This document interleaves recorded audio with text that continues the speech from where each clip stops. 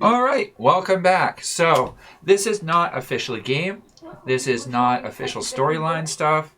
This is actually nothing technically official. This is just open GM chat. Ask me anything, and I will gladly share information with you. You said that you didn't have a bowl before, and I noticed that. Oh no, it's clogged. That's why I don't bother. It's so corroded. I gotta clean it out. Hot water. I also was going to discuss the new Primal class that I've created. And I'm hoping I can go through it with two of my players here that are going to be playing it in our upcoming campaign. And anyone that's listening, any questions, comments, I would be very happy to answer. And I would love the feedback on it. I'm actually working on bringing it up now so that I can show you on the stream what's going on as well. So,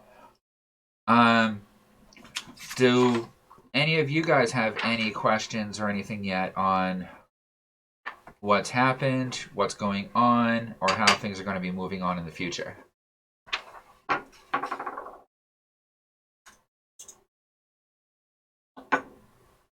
Nothing?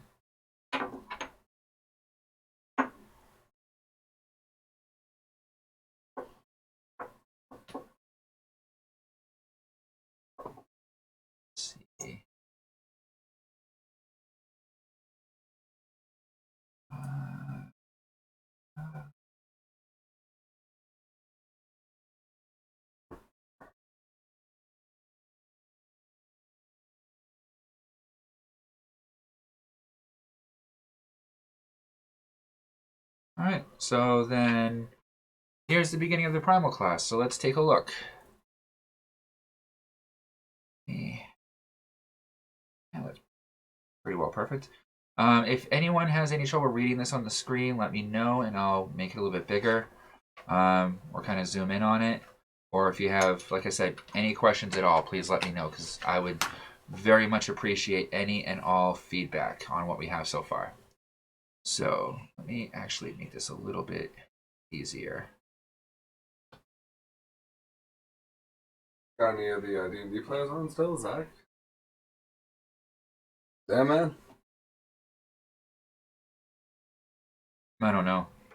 Let's see. Yeah, I think Zach's still in here. It looks like he is. Zach, are you here? If so, I would love to say hi.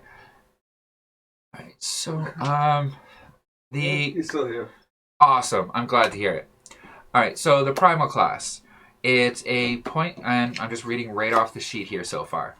A point blasted, yeah. I can't even talk. Words should work, but they don't.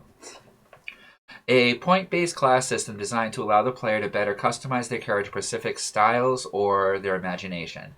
It's based to allow the player to develop their character through personalized spellcraft and melee maneuvers that can be evolved through gameplay.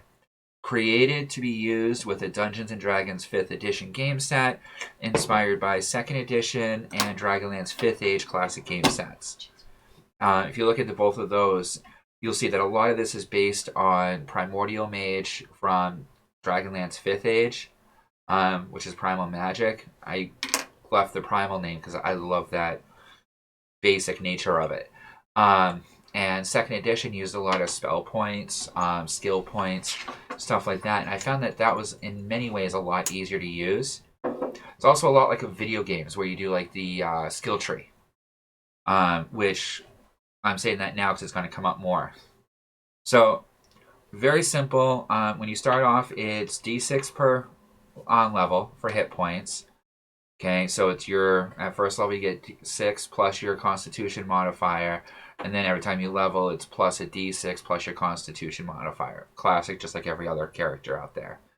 For starting proficiencies, it depends on what you're using for your background or your racial, because the Primal is it's open to everyone, basically. So depending on what your past history is before you decide to bring on the Primal class set would be more determining what your proficiencies are. Because obviously this is so, as you're going to see more, it's so open-ended that none of their proficiencies really work for it personally. What do you think? You've read it through it, most of it already, Sam. Would you agree? Oh yeah, it really depends on the path you go with. I'm looking at either for my character going with the path of the mind or the path of balance isn't too bad either. I mean, if you really try to balance it out, but definitely more for the combat if you went with the path of flesh, which is basically brawler style, tank style. Yep. So you'll start off with either light leather or cloth armor, simple weapons, because we're not doing a major like combative technique here. Or not an attack squad. Yeah, it's not creating a warrior necessarily. It could be a warrior, it could be a mage, it could be a rogue, it could be a monk. Really, however you want to go with it. So basically, whatever you want to do with it, it's available here, and you'll see that later on. So for starting equipment, it's the basic that almost anyone else would start off with. A simple weapon, a basic ranged weapon, a dungeoneer or explorer's pack, a couple daggers, nothing over the top. So here is the chart for the leveling. So, honestly, levels and proficiency bonus, I copied off of pretty much every other 5th edition chart out there. So the proficiency bonuses are exactly what you're going to find for pretty much every other class out there. Now, the cost of learned spell, the last one, that's one of the major issues where as you level up, any spell that you've known, like if you're at level 1 and you know a spell that you called, say, Magic Spell 1. Okay, so Magic Spell 1, you learned it first level, and it cost you 3 spell points to cast. We'll go through that part later. Now that you hit level 2, instead of it costing you 3 spell points to cast, now it's only 2 spell points to cast. At level 3, it's now only 1 spell point. At level 4, that once 3 spell point cost at level 1 is now free. So it allows you to create your own type of cantrips later on, so to say. I based it on that as, if you're doing magic over and over again and you get practiced at it, it becomes easier. So I figured something that might be difficult when you're first starting is going to be much easier later, so that's why I took that off of it. And then we go into the features. So at first level, you choose a school and a path. We'll go through the school and the path coming up. Okay. At second and third level, you can choose to either a path or a school feature. Okay. At fourth level, just like with almost every other class, you get an ability score improvement. At fifth level, I added in the extra attack, much like a normal warrior or others would have, as well as quick learn. With quick learn, it's when you're learning a new spell, you're going to have to cast it multiple times in order to name it. Once you name a spell, that's when you can actually start getting like the level bonus. So if you cast, like, say, a spell you were going to name spell 2 at level 2, and you only cast it once or twice, so you haven't had a chance to really name it yet or create it as a real spell. When you go to the third level, you're not going to lose that spell point off of it because it's not a named spell yet. Quick Learn will bring that down, so instead of casting it 5 times to learn the spell as a spell itself, now you only have to cast it twice and then you can name it. So at 6th level, you get to choose another path or school feature. At 7th level, you get to choose a bonus school. So that'll give you more of a mystical or magical ability depending on how you want to do it. Okay. 8th level, ability score improvement, just like every other class. Okay. 9th level, once again, a path or a school feature. 10th level is Primal Sense, which, let me just go down here a little bit for you. So Primal Sense is you're able to sense magic and life presence within 3 feet times your higher path modifier. So if your school's path modifier is, like, say, Wisdom, for example, and Constitution, depending on what school it is. Or let's just go with the one that we have at the bottom of the screen here. For the Path of Flesh, which is like strength and con. So you would take your higher modifier, whether it's your strength modifier, your constitution modifier, and you would add that. So if it was like a modifier of, say, +2 to your con, which was your higher one, then that would be 3 times 2, which means you have a 6-foot radius. But it has to be at least a minimum of 3. So,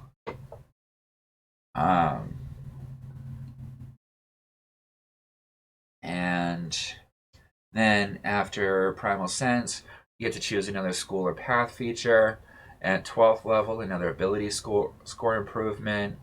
At 13th level, another path or school feature. At 14th level, you get Essence. Essence is the ability to pour the essence of your magic or life into an object or liquid that can be drawn from later. So you can either put in 1 hit point per spell, 3 spell points used. So if you're like wanting to create like a healing potion with this version, for example, if you spent 9 spell points, then it would be 3 hit point heal. Or 1 spell point per 3 spell points used. So if you put 3 spell points worth of one of your abilities into it that you can draw off of, you put in 3, you can pull out a spell point later on.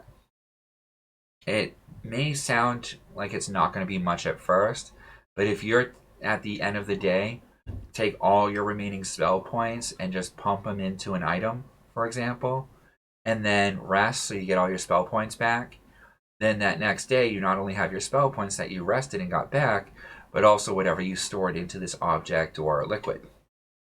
So it lets you kind of create your own health and mana potions with your own personal essence.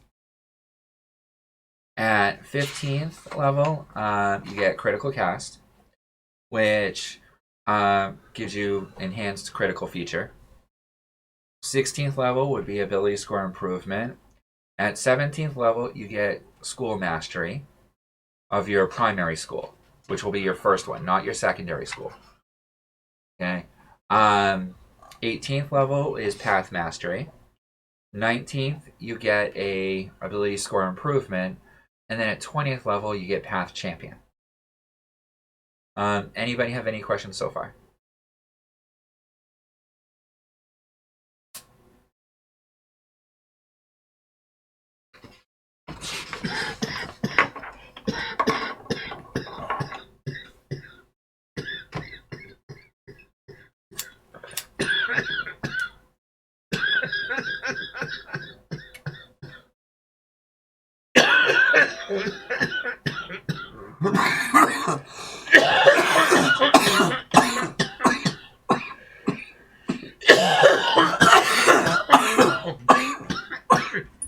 Excuse us. So, if there's no questions, then I'll go on to path. So, the first path is the Path of Flesh. And the Path of Flesh is based on your strength and constitution. It's based primarily on physical combat and progression. So, before, when I talked about Path Mastery and Path Champion, it tells you right here. Path Champion for Path of Flesh allows you to choose 2 path abilities, and you can double the benefits from those abilities. Path Mastery allows you to add both your strength and con modifiers to rolls, where you'd either add just one or the other. So, I thought that was a pretty nice buff. What do you think? I think so. Absolutely. I mean, I definitely could see that the Path of the Flesh is definitely one of those that if you spend some time on, you'd be pretty OP. Oh, definitely. That's what I was hoping. Is this a glove? Like, would it be his glove or an actual hand? Probably another glove. I'm sorry, I didn't mean to interrupt. No, by all means, do. Then I don't feel like I'm just sitting here ranting and boring everyone. I mean, even in the way, like, if you did Path of Flesh even better, I see a lot of, like, I actually see Sky. Definitely. I mean, she's a bird, yes, but all of these features, the counter strike, the boost, the bonus increased health, strike, the increased movement, unarmored defense, where you get the 10 plus your strength mod plus your con mod. You know, so that right there, if you have a high strength and con, that's a possible 20 AC right there. Yeah, you could easily be definitely a. And I mean, if she's Okay. being shot at by arrows, if she's flying, or if she's going melee with monk style, then that would be the ideal one. And then there's other stuff too in here, like with the Path Champion. Okay, let's say that she chose unarmored defense to take one of her path abilities and double it. Yeah. So now everywhere you'd add your strength or con modifier, you add actually just to the path mastery before you even get to path champion. Yeah. So your unarmored defense is your strength plus con plus 10, right? Yeah. So imagine if it was strength plus con plus strength plus con plus 10. Yeah, you'd have an insane AC. And then if you chose that one at that point to do path mastery, Yeah. and you doubled that benefit, that's just, it is possible to get really OP on this, and I set it up that way. But you gotta choose carefully. So, now this one, the brutal attacker, where you get a critical hit on a roll of 19 or above. Yeah. You find that quite often with a lot of the weapon mastery techniques, as well as warrior techniques. And then I put in defender 1, 2, and 3, which gives you added defense bonuses. At 1, it's resist damage, pierce, slash, bludgeoning, poison, which is basically a berserker or barbarian. At 2, resist fire, ice, lightning, necrotic, so it's magic resistance. Yeah. And at level 3, okay, you get plus strength to your AC of armor and shield. Okay, so if you had like a plus 3 to your strength and you're wearing plate armor, which is normally like a 17 or 18. Yeah, it's high. Okay, then now all of a sudden with that plus 3, you're at 21 AC just because of the armor you're wearing. Yeah. And then if you have a plus 2 shield, for example, which gives you like plus 2 AC, plus that 3 of your strength, now you have a plus 5. So, I mean, right there, you've now brought your AC from a 21, which is like max usually, above max, to like a 27. And then, I mean, a reaction able to rush, take her strike target within 30 feet. For a bird, that's like a dive bomb. That's an ideal ability. Exactly. And it's the perfect defense. It's the, oh crap, my friend's about to be hit. Boom, I'm there in front of him, and I take the strike for him. Yeah, exactly. Okay, and then that works even worse if you go further down. There's a counter strike method. Yeah. Counter strike reaction on attack. When you're attacked, attack back 1 time per 3 levels per rest. Yeah. So if you jump into someone's way, take the hit for them, you can now attack back as a reaction, and boom. Yeah. Okay, parry, which is more of like a roguish type. Yeah, that's rogue type. Where on reaction you can contest it, your strength for the melee, con for a spell point. Yep. Defend, reaction on attack, take no damage from attack once per 3 levels per rest. That's a paladin type thing. Yep. Counter strike, I just went through. Yep. Okay, boost, where you can add 15 temporary hit points and you get advantage on your next attack. That's a basic warrior ability. Bonus strike, which is like the warrior ability, the monk ability. I mean, you could consider that like Fury of Blows or Second Wind. You know, they're all giving you the same effect. It's just I went for a more primal, primitive version of it. Yeah. Increase movement. So you add plus 10 to your movement and you're not slowed by difficult terrain. Focus strike, which gives you advantage on 1 attack. I mean, if we had somebody who was our like designated archer, I would say that I hope they get called shot, because that's an epic archer ability right there. Plus D10 to hit roll and damage roll. Like, that's how you make sure to hit and then do extra damage. That's yeah, that's but that means that if you had like say dual wield and you had like 4 attacks in a round, called shot, you only get that 1 attack in the round. Still, it would help. Yeah. And I figured that was kind of like backstab kind of a situation. Yeah, it's roguish. When you take the time to actually line up your shot, figure it out exactly how you want to do it. And I've had so many players that want to do something like that. I want to do a called shot for his head. Okay, so it's usually more difficult. But if you take this one, instead of it now being a deficit to you trying to do this, you're getting a bonus to try and hit it because you're spending the whole round until the end of the very edge of the end of your turn to finally take the shot. Yeah. Or the hit. Wide strikes. And I've always loved the idea of melee abilities being able to just hit someone else with their sword strike. Because when you're having a battle with like a battle axe or a sword, you know, in that swing, there's always a chance of hitting a second target.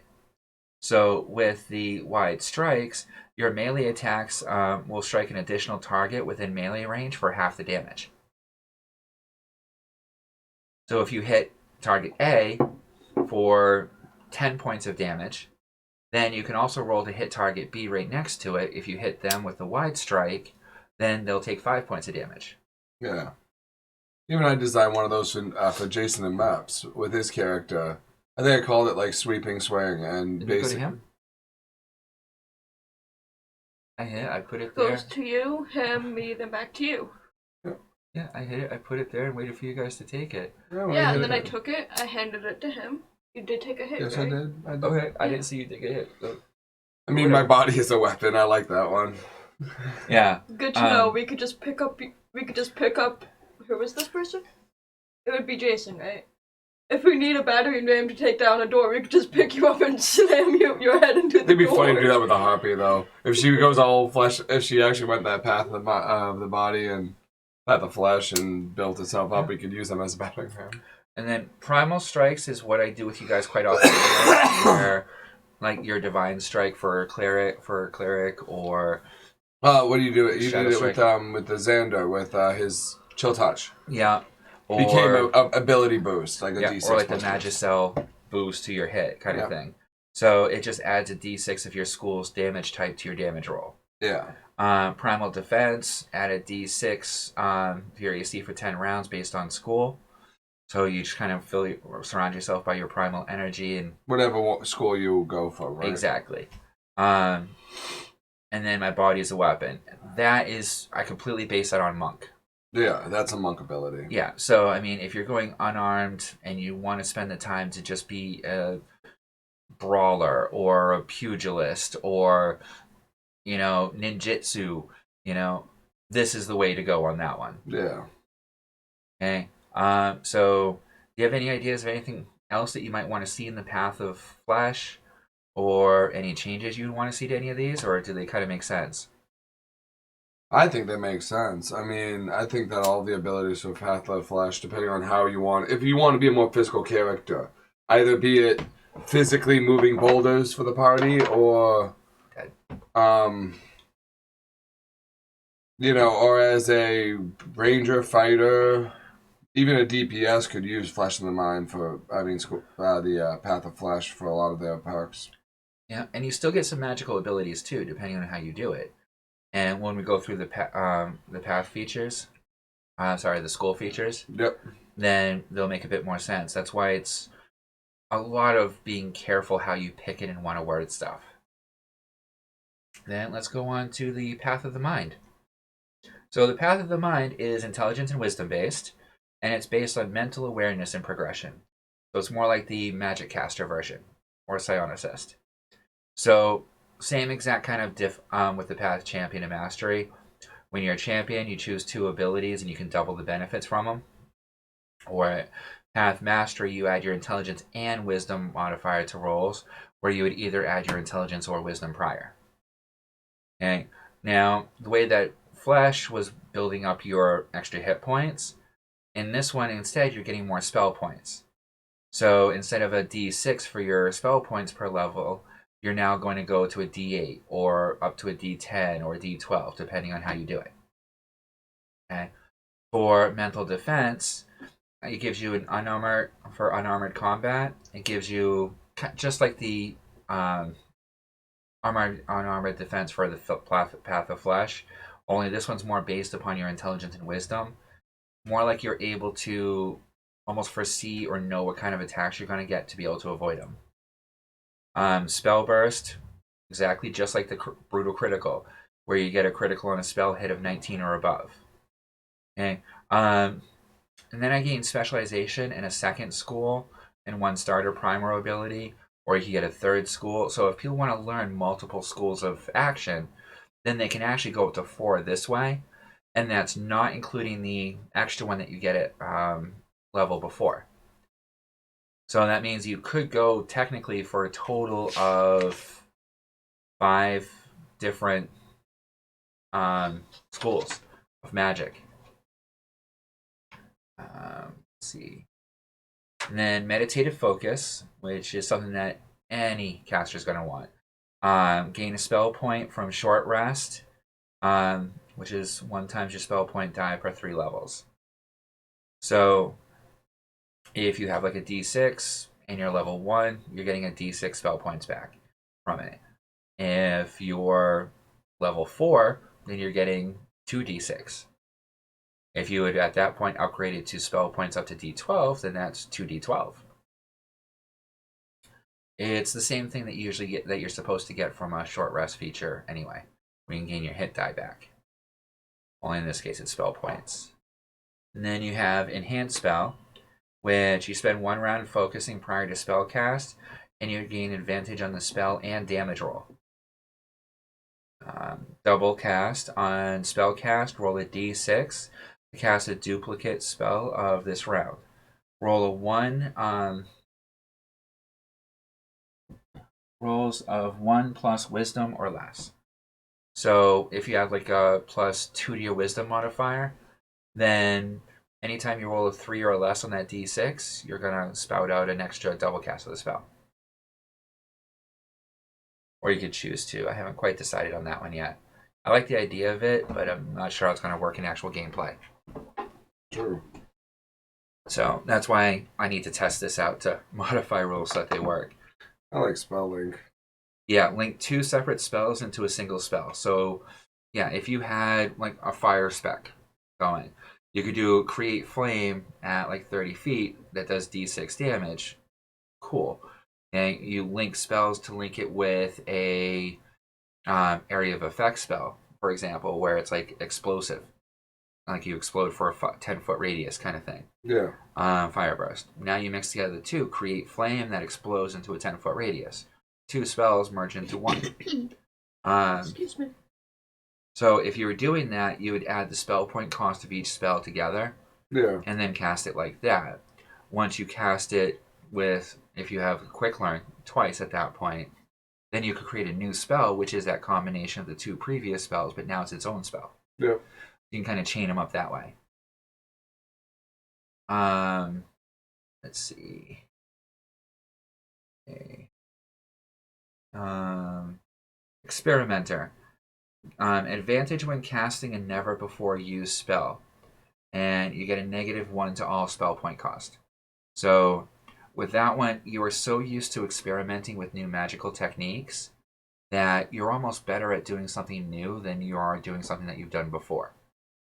So you get a bonus to being able to get the effect to work roughly like you want it. And anything that you're casting, because you're so used to experimenting around with stuff, hey, you can kind of cut corners on it a little bit, and you can shave a spell point off the total spell point cost. All right, touch specialist. I like this one. I was thinking more of the balance spec on this one for it. So with the touch specialist, you get d6 plus your intelligence or wisdom modifier to touch spell, cast, and damage. So you get a nice bonus to actually doing like cast damage for like what we would normally know as like chill touch or something like that. Yeah. Okay. And then you have range specialist, which is the one that wants to cast at a range for like fireballs and stuff like that. Yeah. Okay, which is much the same thing. It's just that how you're focusing. Target lock, I like this one. 1 target per 3 levels of caster per rest, where you can ignore cover and you get advantage on your attack on the target. For as long as it's on there. If you ignore what Cover. does that mean? So basically, they could be hiding behind a pillar. Mm-hmm. You've already locked onto them, so your spell will go around the pillar to hit them. It's like lock on, tracking, heat sink, super intelligent, like smart missile thing. Jesus. You like that one? Yeah, it sounds nice. All right. Tower of the Mind, which gives you advantage on concentration checks. Mm-hmm. So if you're doing spells that are going to be extending over multiple rounds, like your Tentacles of Death, and when you take damage, you have to make a concentration roll. This will give you advantage on them. It's basically giving you Warcaster without doing the feat. Yeah. And then Magic is Life. You're able to convert your hit points to spell points at a rate of d6 hit points per spell point used. Oof. Okay. So you take d6 hit points and you gain a spell point. Could come in handy in like a last ditch situation. Not something you probably want to use all that often. Yeah, no, not at the chance of taking too much damage, but Okay. Unless you're really into it and you also have Essence already, at the end of the night, just suck all your life out of you into spell points, put them all into an object or a vial, take a full rest, you're fully up to full spell points and hit points in the morning. Just hope you don't get attacked during the night because you're screwed at that point. at that point, yeah. That is cool, though.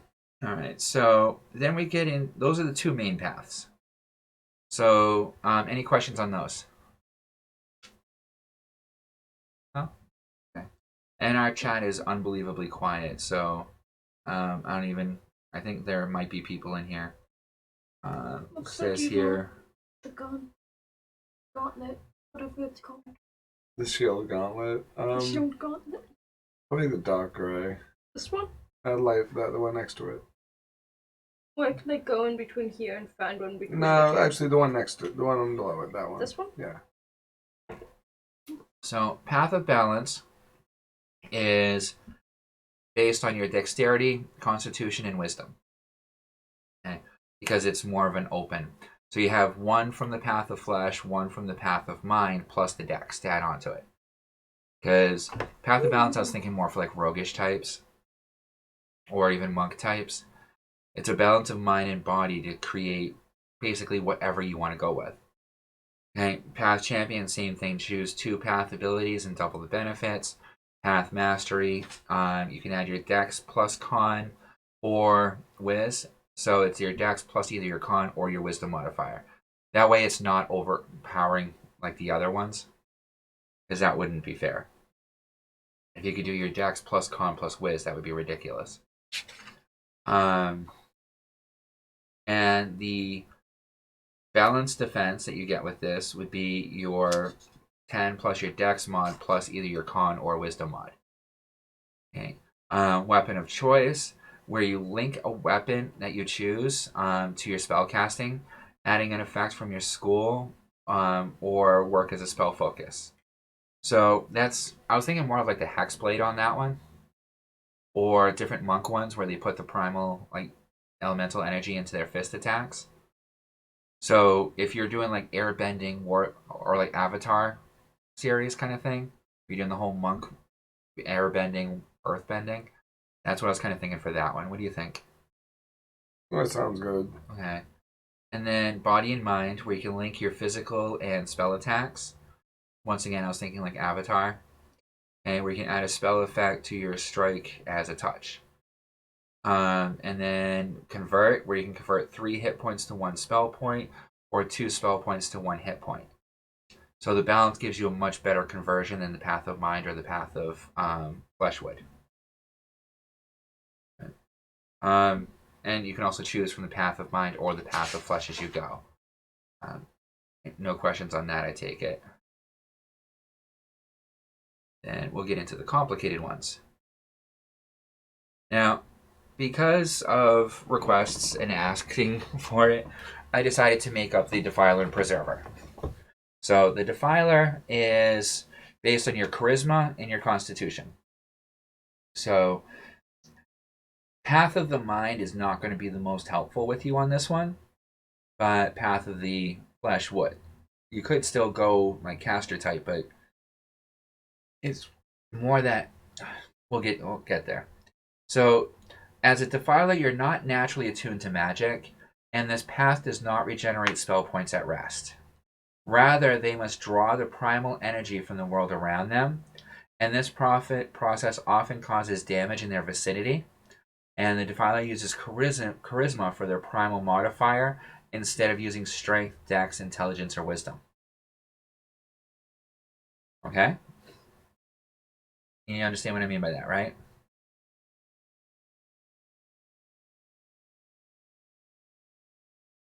Do you? Do. So you're not paying attention at all to your new class?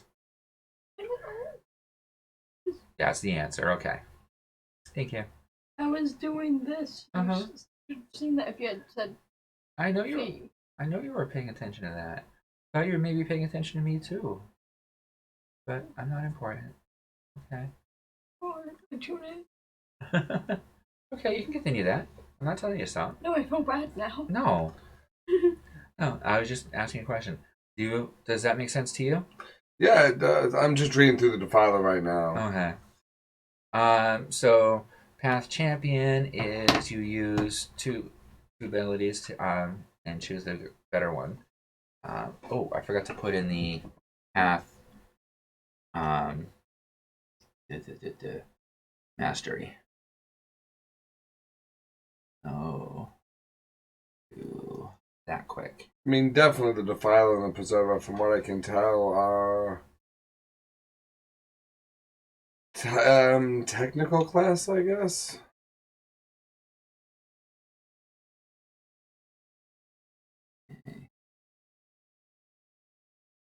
So for that, it would actually be add your charisma plus on.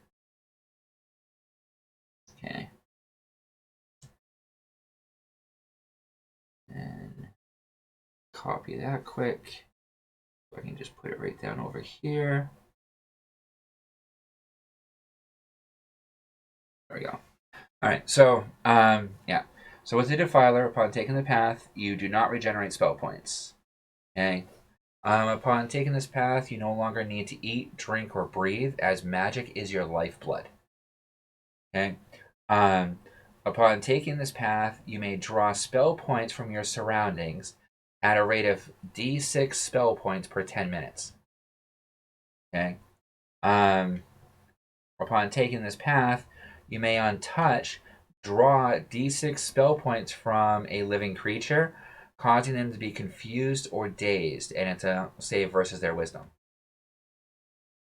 You're literally drawing the intelligence out of them in order to feed your own magic. Okay. And upon taking this path, if you drop to 0 spell points, you will take d6 damage per round, gaining 1 spell point per 3 damage taken this way. So it completely changes how you get your spell points and how much you now need them to live. If you want to play like a lich, this is perfect. Yeah, but just for example. And then you can choose one from the Path of Balance, which means you have access to everything that's in balance as well as flesh and mind. And then we have the Preserver. Preserver is more complicated. Naturally attuned to the magic around them, this path regenerates spell points at a rate of d6 per hour, naturally. On d8 at level 5, okay, on d10 at level 9, and d12 at level 15. But you do not gain spell points during rest. Instead, you actually have to roll to see how many spell points you regenerate during the hours of your rest. So if you rested 8 hours, you roll 8d6 and see how much you get back. Okay. Spell points are regenerated from the natural spring of life around them. If there is no life around you to draw from, the spell points will begin to draw off of the Preserver's own life force at a rate of 2 hit points per spell point gained. Preserver uses charisma for their primal modifier instead of dex, strength, intelligence, or wisdom. Okay? Upon taking this path, you may not drain spell points from a target directly. Upon taking this path, you may untouch imbue a target with 1 hit point per spell point used, or give a +1 on a target's next roll per spell point used. Okay. Upon taking this roll, you no longer need to eat, drink, or breathe, as magic is literally your life essence. Okay, and then you can choose from the path of balance per feature. So, Defiler and Preserver give you some nice benefits, but also some drawbacks at the same time. Yeah, the technical classes. Yeah. So, do you understand now how the basic of the system works? Yeah, I do. Then let's get into the complicated part. Schools. This is where you're going to choose what type of magical essence you're working with. Mm-hmm. Okay? School is the very essence of the element you find yourself linked with. Each school may select a starting spell or feature. Other starter features may be learned at higher levels. Though each school starts off small, the caster is able to use these skills to warp them to their imagination to create new spells, custom spells original to themselves. Basic skills are available to all skills at higher levels. All schools at higher levels. So, spell difficulty. So for spell difficulty, you take 10 minus your primary school ability modifier, and then add the spell point cost.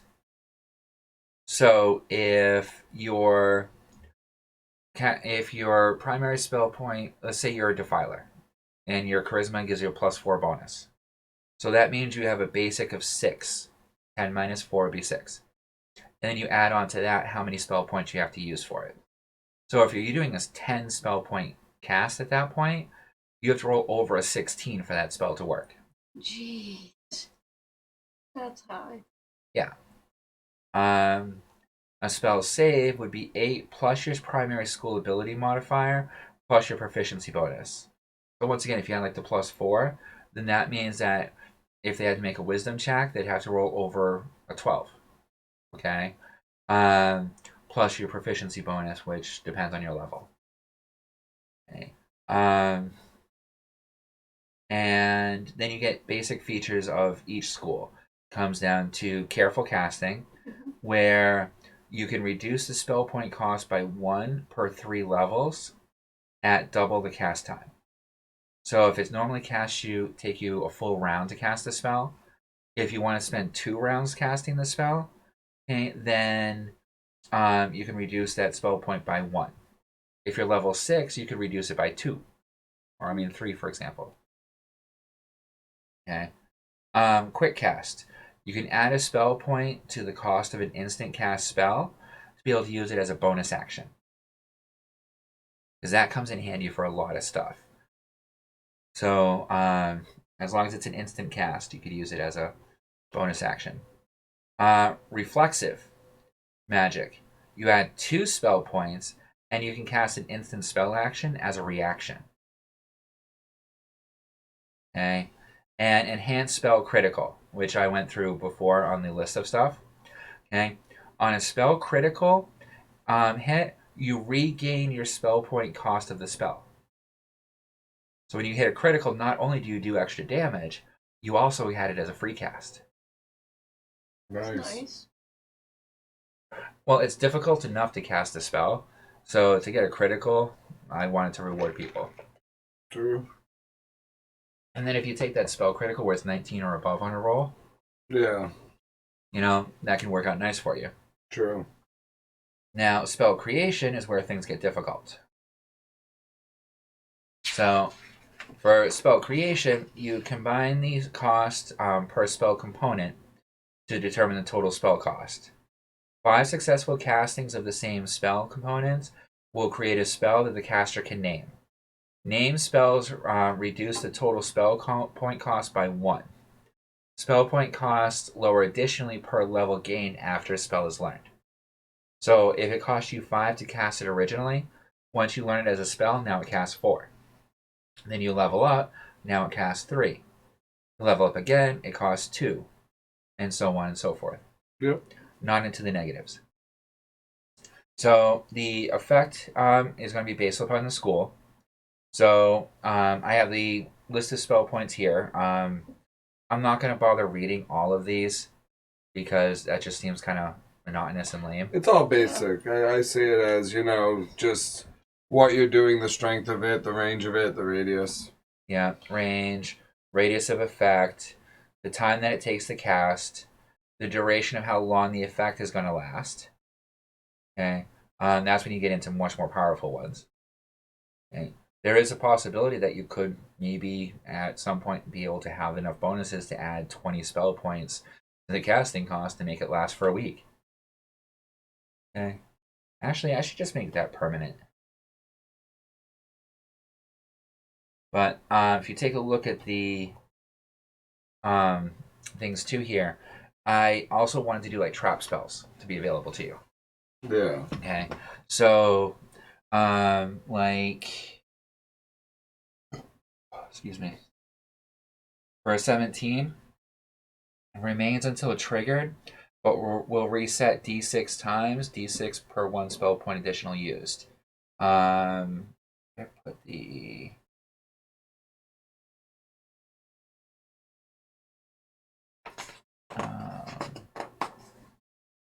I know I had done a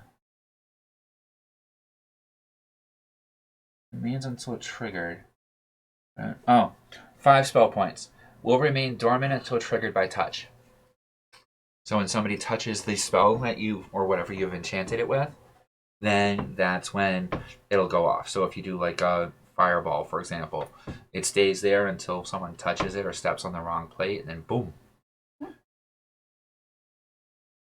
That was the most complicated part of that one, I thought. So then we get into the schools. Schools of Primal Thought.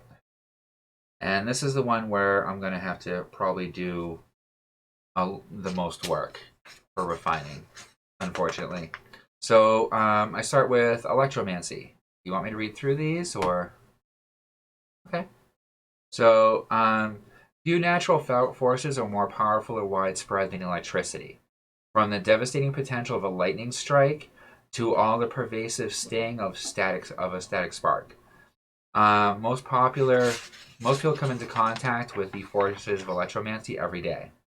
So the beginning spells are Spark, where you can create an arc of electricity that can emit light for up to a 10-foot radius. You can concentrate to maintain it for up to an hour. Or if you add a spell point, you can add d6 damage per spell point used. So that's a basic create a spark.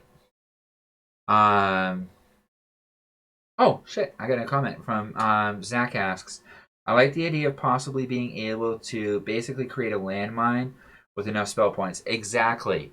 Or a series of traps around you once you learn the spell enough for it. So you just lay traps and who knows what's going to happen.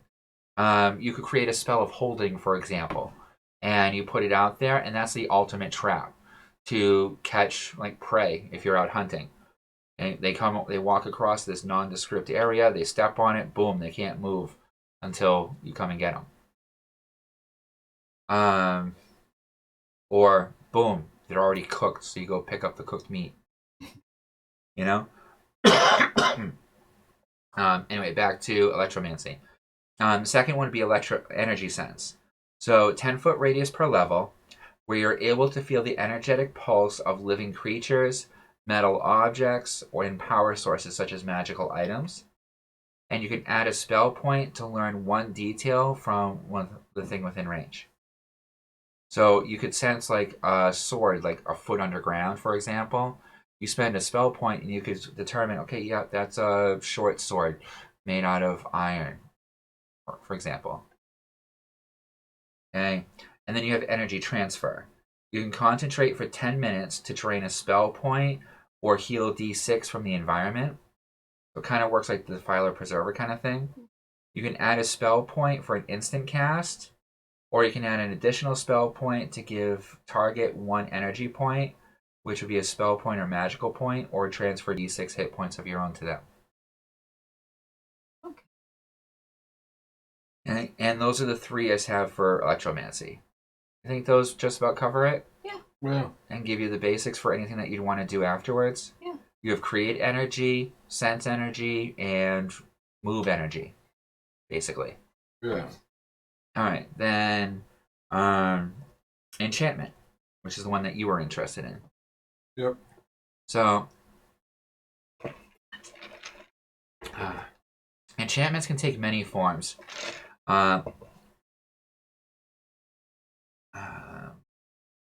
The magic of enchantment can imbue common objects with primordial energy.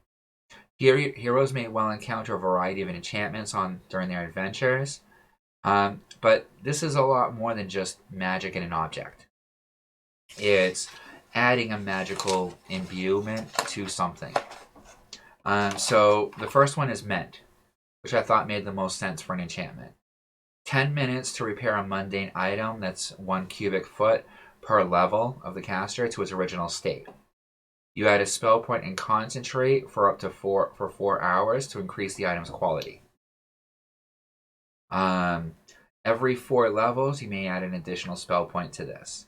So for armor, you would add 1 AC to it. For a weapon, you would add +1 to hit damage. For a Magicel, you would add 1 charge. For a mundane item, you would increase the value of the item by 10%, or add a spell point that may be used at a later time. So you get that essence ability even right at the beginning with this one, in a sense. And if you cast it on a person, you can cure a disease, cure a poison, remove a curse, or regenerate a lost limb. Awesome. Yeah. So it's basically not only mending physical, but also healing.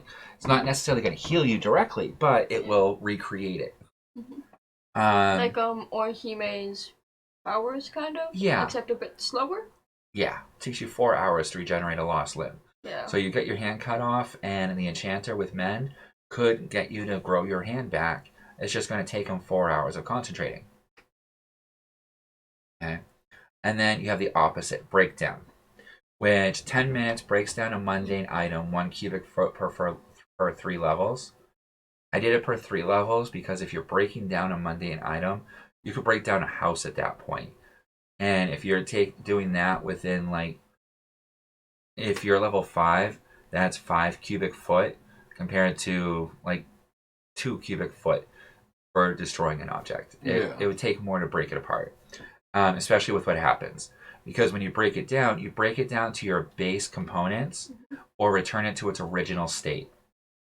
And you add 1 spell point to instant cast it. You can add an additional spell point to increase the range from melee to 30 feet. And you can add an additional spell point to destroy or detonate the object, which would do d6 damage within a 1-foot radius of the object per spell point added this way. So that's the detonate we were talking about. Yep. Okay, and then you have identify. So you have enchantment where you add enchantment. You have enchantment where you break down enchantment and take it away. And then you have identify, which is a 10-minute per item, where you get to know the details and history of an object, as well as its basic constructions methods used to create it. So not only do you learn what the object is, you also learn how to make it. If you do it on a person, you'll know 1 piece of information about the person at random. And if you add another spell point, you can choose what you learn about them. And you can also add a spell point to instant cast it. Okay, so it's like super insight. And then there's a note here I took from the original 5th Age. Enchantments can take many forms. However, primordial sorcerers should not limit them to combat. A clever enchanter with spectromancy might use his power to cause the crystal on the end of his walking stick to glow, effectively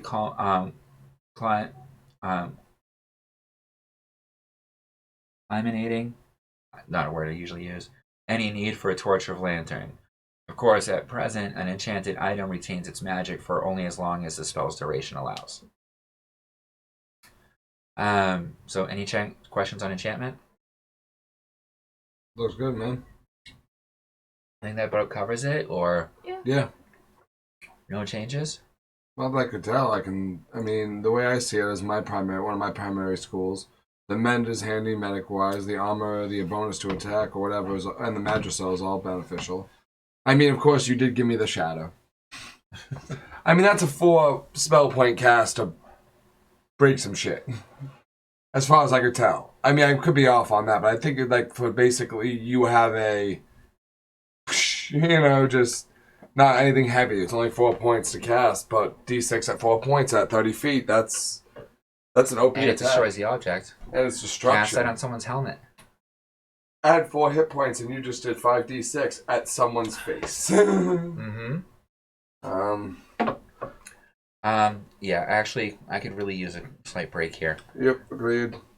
But I like it, and that'd be... I basically told you, I'm going Mentalist and Enchantment myself, because those are the 2 that would have my Monk ability bonuses. And with the base object one, once I get to like level 5 or 6 breakdown, I would do that to like, an object, and then use it to build Tinker Kit building, because I'm still going to have my Kyle Curtis mentality of tinkering. Well, that's what I was kind of thinking about with the whole enchantment. Because with this, you're getting the basic essence of how to put magic essence into an object, or even how to draw it out and take it out. Yeah. Okay? So when I say to its base components, if it's a magical item, you also get the spell point off of it.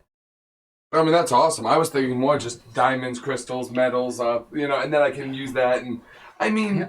Like if you had, say you had spent the 4 hours to enchant a sword +1. Yeah. And then you take the time to deconstruct it. Okay? You would get the iron that created the sword. You'd get the wood or cloth leather of the handle. Okay? And then you would also get back the spell point cast that you would have cast in order to put it in there. So you gain a spell point from it. I mean, also, like you said, if we end up finding some crystals, I will just make, 5-point refillable things. And then it's like, I'm running low on spell points. I toss some over a crystal. It's like... Yeah. Or your own mana potion. I'm basically homemade mana. Yeah. I mean, that's the key thing with enchantment.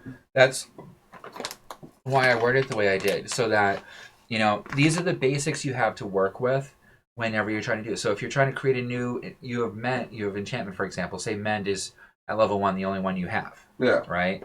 So at level 1, you decide to create your own spell where not only does it mend it, but it merges 2 objects together into 1 object, for example. Okay? It starts to become a bit of a create object at that point. But it's still based upon that molding an object with the energies you have. Yeah. So I am going to take a quick break here for a moment and go enjoy a cigarette.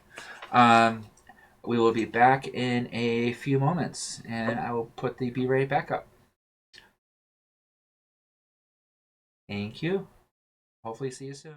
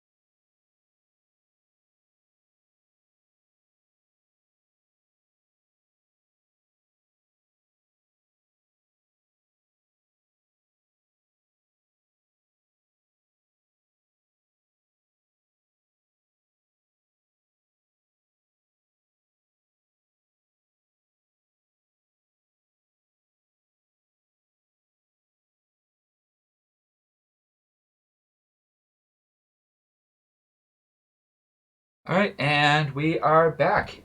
Ooh. Don't forget me hat. It's the DM hat. All right, I know I'm lame, but the lamest part is going to be, let's go down the K's table. Let's go down the K's table. Let's go down the K's table and play some D&D. People are gonna make fun of me so bad for that, A little bit. but it's worth it because it is catchy. It gets kind of stuck. It is. I can't argue that. I just gotta work on being able to actually vocalize. Anywho, so nobody has any questions, I take it, so far, No. or anything they want to discuss. So I'll go on to the next one then. Good afternoon, Tornado. I hope you're having a great day. I'm just going through a class that I wrote up for our upcoming campaign, and it's going to be Abandon, which is basically the kids of our current campaign that are going to basically be abandoned on a prime material plane in the middle of nowhere with almost nothing, trying out my brand new class system. So I'm just going through the details of it now, hoping to maybe get some feedback for it. I've already gone through the basics of it. I'm just going through the schools, which is the end of it now. I already went through enchantment and electromancy. At this point, I'm up to geomancy, which I was thinking geomancy is a lot more fitting for like more of a melee build or someone that's doing actual attacking. I'm trying out everything in general. Fantastic. Glad to have you. If you have any questions or comments, feel free to let me know, and I'll be glad to get back to you as soon as I read it. We also have different other stuff on here when we actually play D&D, where you can actually even affect the game. Let me see. If you do that, it gives you a bit of an idea of what you have and what you can do. That's during game. This is just open chat. So, the next one on our list is Geomancy. So, just as Primordial summons, Primordial Sorcerers, or like Aeromancy can summon the air above, so too can make the earth do their billing. Geomancers are noted for the ability to draw great stone walls from the earth or cause the ground turn into quicksand beneath their enemies. So, the first spell that you could choose would be Earth Shape. For 1 cubic foot per 3 levels, for up to 10 minutes. It takes 10 minutes, sorry. You can shape the earth, stone, or metal into a shape you desire, and you can add a spell point to instant cast. No, you've never heard of these because I created a brand new class for our next campaign for homebrew. It's the Primal class, which allows you to choose between Path of the Flesh, Path of the Mind, to choose and be able to create your character into a mix of a melee type or a caster type, as well as create your own spells. So instead of getting a normal spell list or spell sheet like normal people would get with a wizard or sorcerer, you actually create the spells yourself as you level up by using different stats. So geomancy, earth shape is just form stone, metal, stuff into whatever you desire. Earth sense, which gives you a 10-foot radius per level for up to 10 minutes. Sense all the materials and movement around you. And add a spell point to strike one target with an earth spike, causing d6 damage. If you spell an additional spell point, you can bring that up from 1d6 to 2d6, etc. And that's only within your range of radius of sense. And then Earth Presence is the first one we're getting into where you're actually buffing yourself. It's cast on the self, lasts for 10 minutes. While you're under the effects of it, you add 1 AC per 3 levels. You gain resist, piercing, slashing, force, fire, acid, electro, and necrotic. Okay, because you're literally surrounding yourself with earth. It's like a stone skin almost. Okay, you get a +1 to your strength per 3 levels, and you can add a spell point to the casting cost in order to cast it on another person. Okay, and then we have Aeromancy, which is based on air. Okay, School of Aeromancy encompasses the spell of elemental air and create anything from a breeze to a gale. Aeromancers might shroud their enemies in clouds of choking vapor, call up cloaking patches of dense fog, fly above the trees, or encase themselves in a bubble of air to travel underwater. So the beginning of spells would be Gust of Wind, where you can create a gust of wind which is non-damaging, or an orb of air, 1 foot radius. If you add a d6, it becomes a wind blade you can use in order to cause damage with it. That's only melee range. You'd have to add more in order to go for ranged.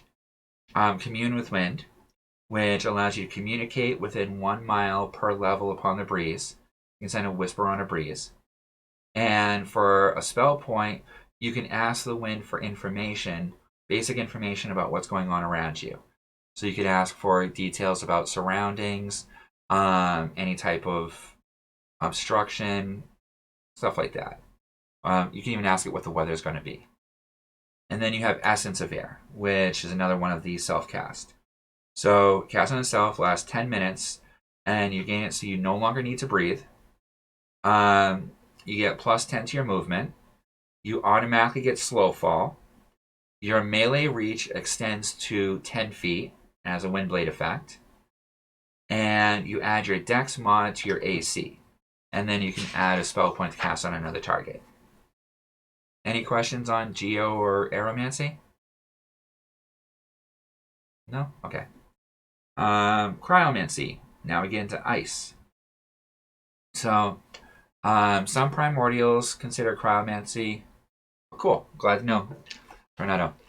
So, some primordial mages is a bit. Oh, Tornado. I'm sorry then. This is kind of more of the higher end stuff. This is actually based on old 2nd edition and 5th Age Dragonlance rolls, where I kind of took inspiration from those in order to create this class. My players quite often have issues with like spells or overall because it's just a long list of spells and how they work, and it's a matter of getting the feel for them. Or melee techniques where they want to add something new to it, or they want to just create a character that, you know, kind of matches up with like a character they've seen on a movie or anime or something like that. So that's why I created this class set, so that you can merge those together. Right here. Probably silver, the same as the other one. So for cryomancy, you have freeze, which is a 30-foot range, and it removes the heat from an object, causing water to freeze solid. It affects 1 cubic foot per level, and you can add a d6 of cold damage per spell point used. And making popcorn. Oh. Okay. Frost armor. I think of Iceman when I thought of this one. Summons a shell of frost for 1 hour that protects you from cold and fire. Okay. So you get resist cold, fire, acid, electric, slash, and bludgeoning because you have this casing of ice on you.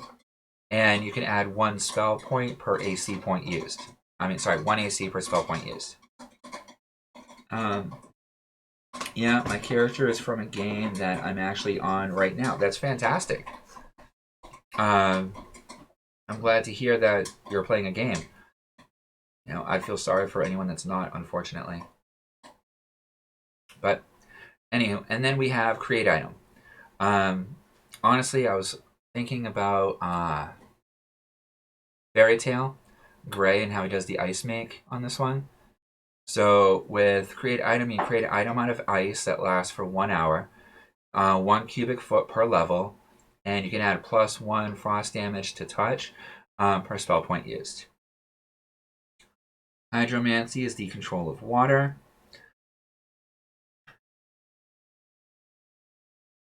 Oh, the game is called RuneScape. I'm still trying to get into a proper campaign. Maybe one day. Keep an eye out. You'd be amazed how many there are. In fact, even on Twitch here, you get a lot of people that are playing the Roll20 system, which is online gameplay. And every so often you'll hear that they're looking for new players. Otherwise, Roll20 is a great website to go to if you want to get into online gaming. It's free, and there's games being run on it constantly, where you can meet up with people across the world. There's a few other sites out there like that too that work pretty well. Otherwise, the thing I recommend too would be go to your local gaming store that sells D&D supplies and just start asking around. Most gamers are pretty open-minded and open otherwise, and are usually ready to welcome in a new player. It's just most people don't bother asking, and gamers are not usually the most social to begin with, especially around strangers.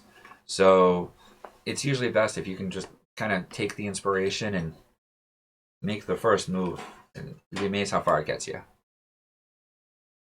So hydromancy is the controlling of water. So one of the spells is control water, 1 cubic foot per 3 levels, within a range of 30 foot. And you can add 1 spell point to create or destroy the water. When it's cast on a target, it causes d6. So it's either create water, where you create a burst of water and it causes them d6 damage that way, or you could destroy the water of a living being within them.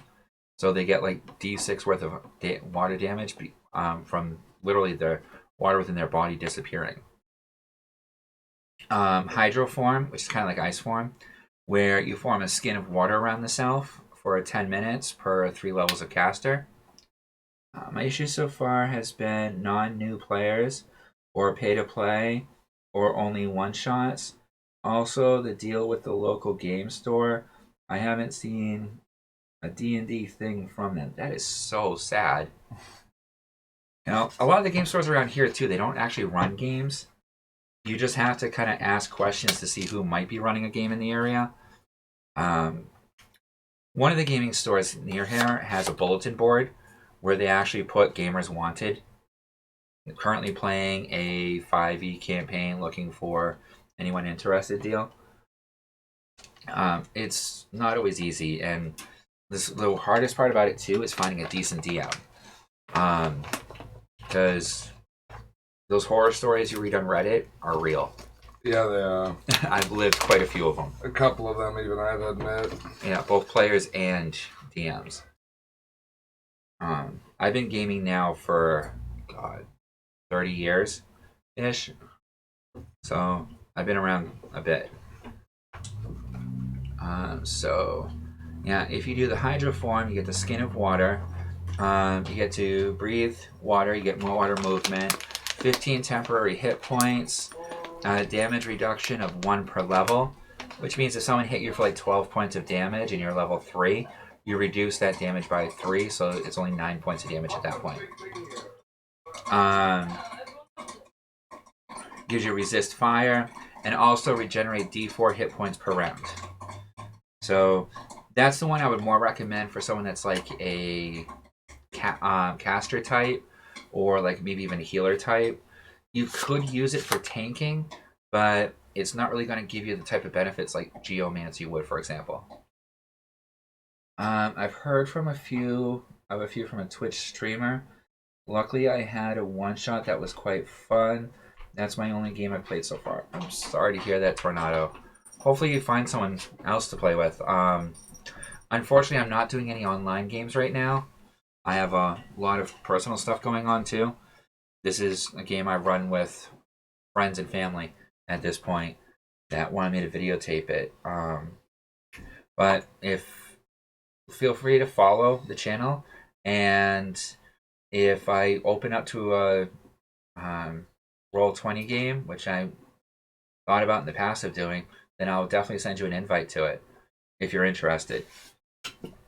But unfortunately, I just have a full table right now. I'm up to, 7 players? Yeah. Yeah, 7 players in my campaign.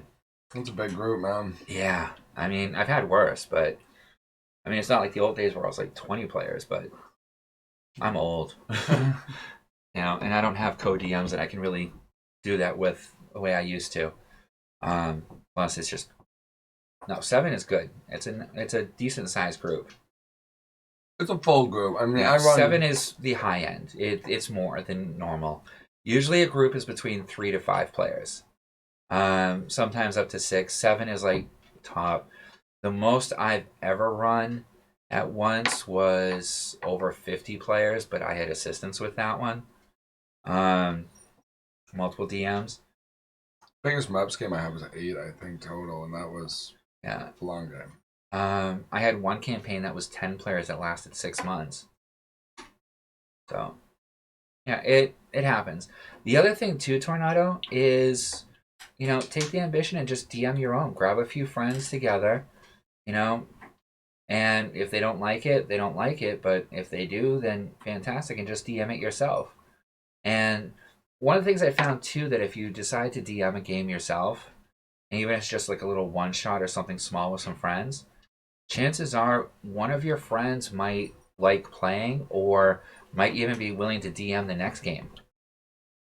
I know that's how I got started.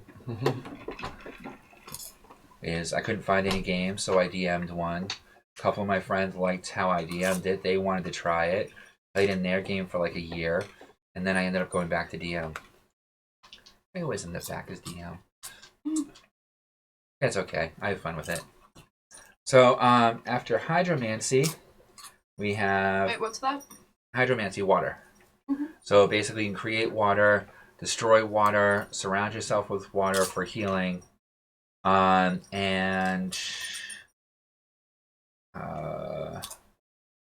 hydrosense, where 10-foot radius per level, 10 minutes, sense all liquids, type, quality, quantity, and add a spell point to heal or damage a target within range of that for a d6. So, yeah, it's kind of a basic healer to begin with. Mm-hmm. And I figure since humans are mostly water, it seems the most fitting for it. 75%. Yep. We have pyromancy, which is fire. Create flame, which is a 30-foot range, lasts 1 round per 3 levels, where you can create 1 cubic foot of flame at a location, causing d6 fire damage to those within touch of the flame. You can add a spell point to either increase the flame size to 1 cubic foot per point used, or intensity to add plus d6 fire damage.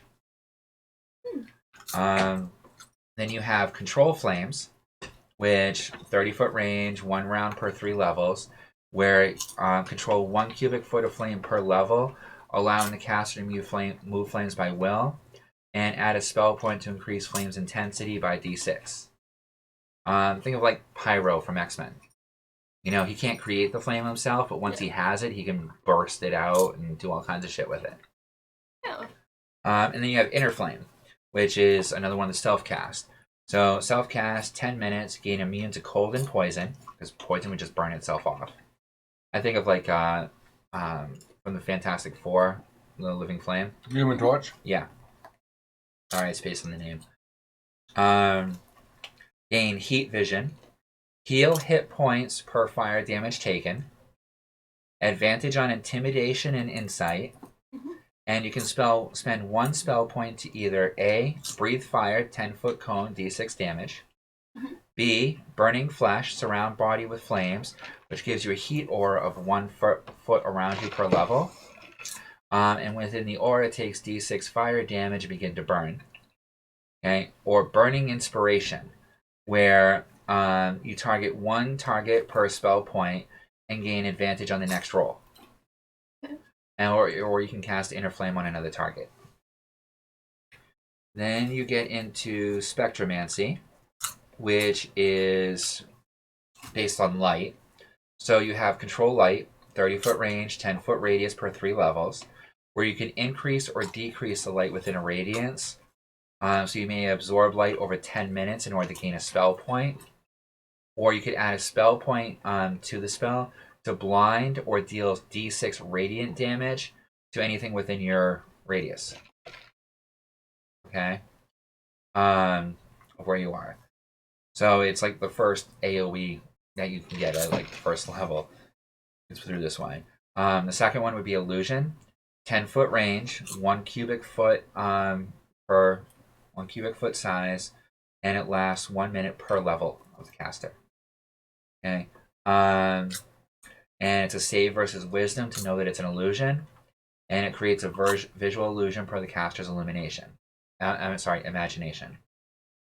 can add a spell point to add an audio effect, or to make the illusion cause D6 psychic damage to a target. Okay. Did you want some? I might have some in a little bit. Okay, and then Light of the Soul. Self, 10-minute duration. Light surrounds the body, or you may opt to remove all light from around the body. Oh. I wanted to make it both sides. Okay. And then it gives the caster a +1 to their AC.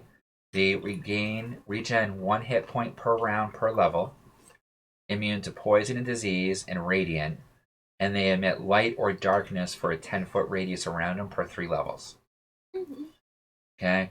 And then you can add a spell point to add D6 radiant damage on touch, or heal D6 on touch, or cast to another target. That would be another one of the healing types. Or damage type, which can get pretty nasty. Mm-hmm. Then we have summoning, which is the one that Sky's interested in. I did this one more into the teleport series of it, because if you're summoning a creature to you, that's more of what it seemed to me. So, Tornado, I'm pretty sure I can't DM. I still only understanding roles, abilities, and rules of D&D, no prior knowledge. Honestly, Tornado, that's fine.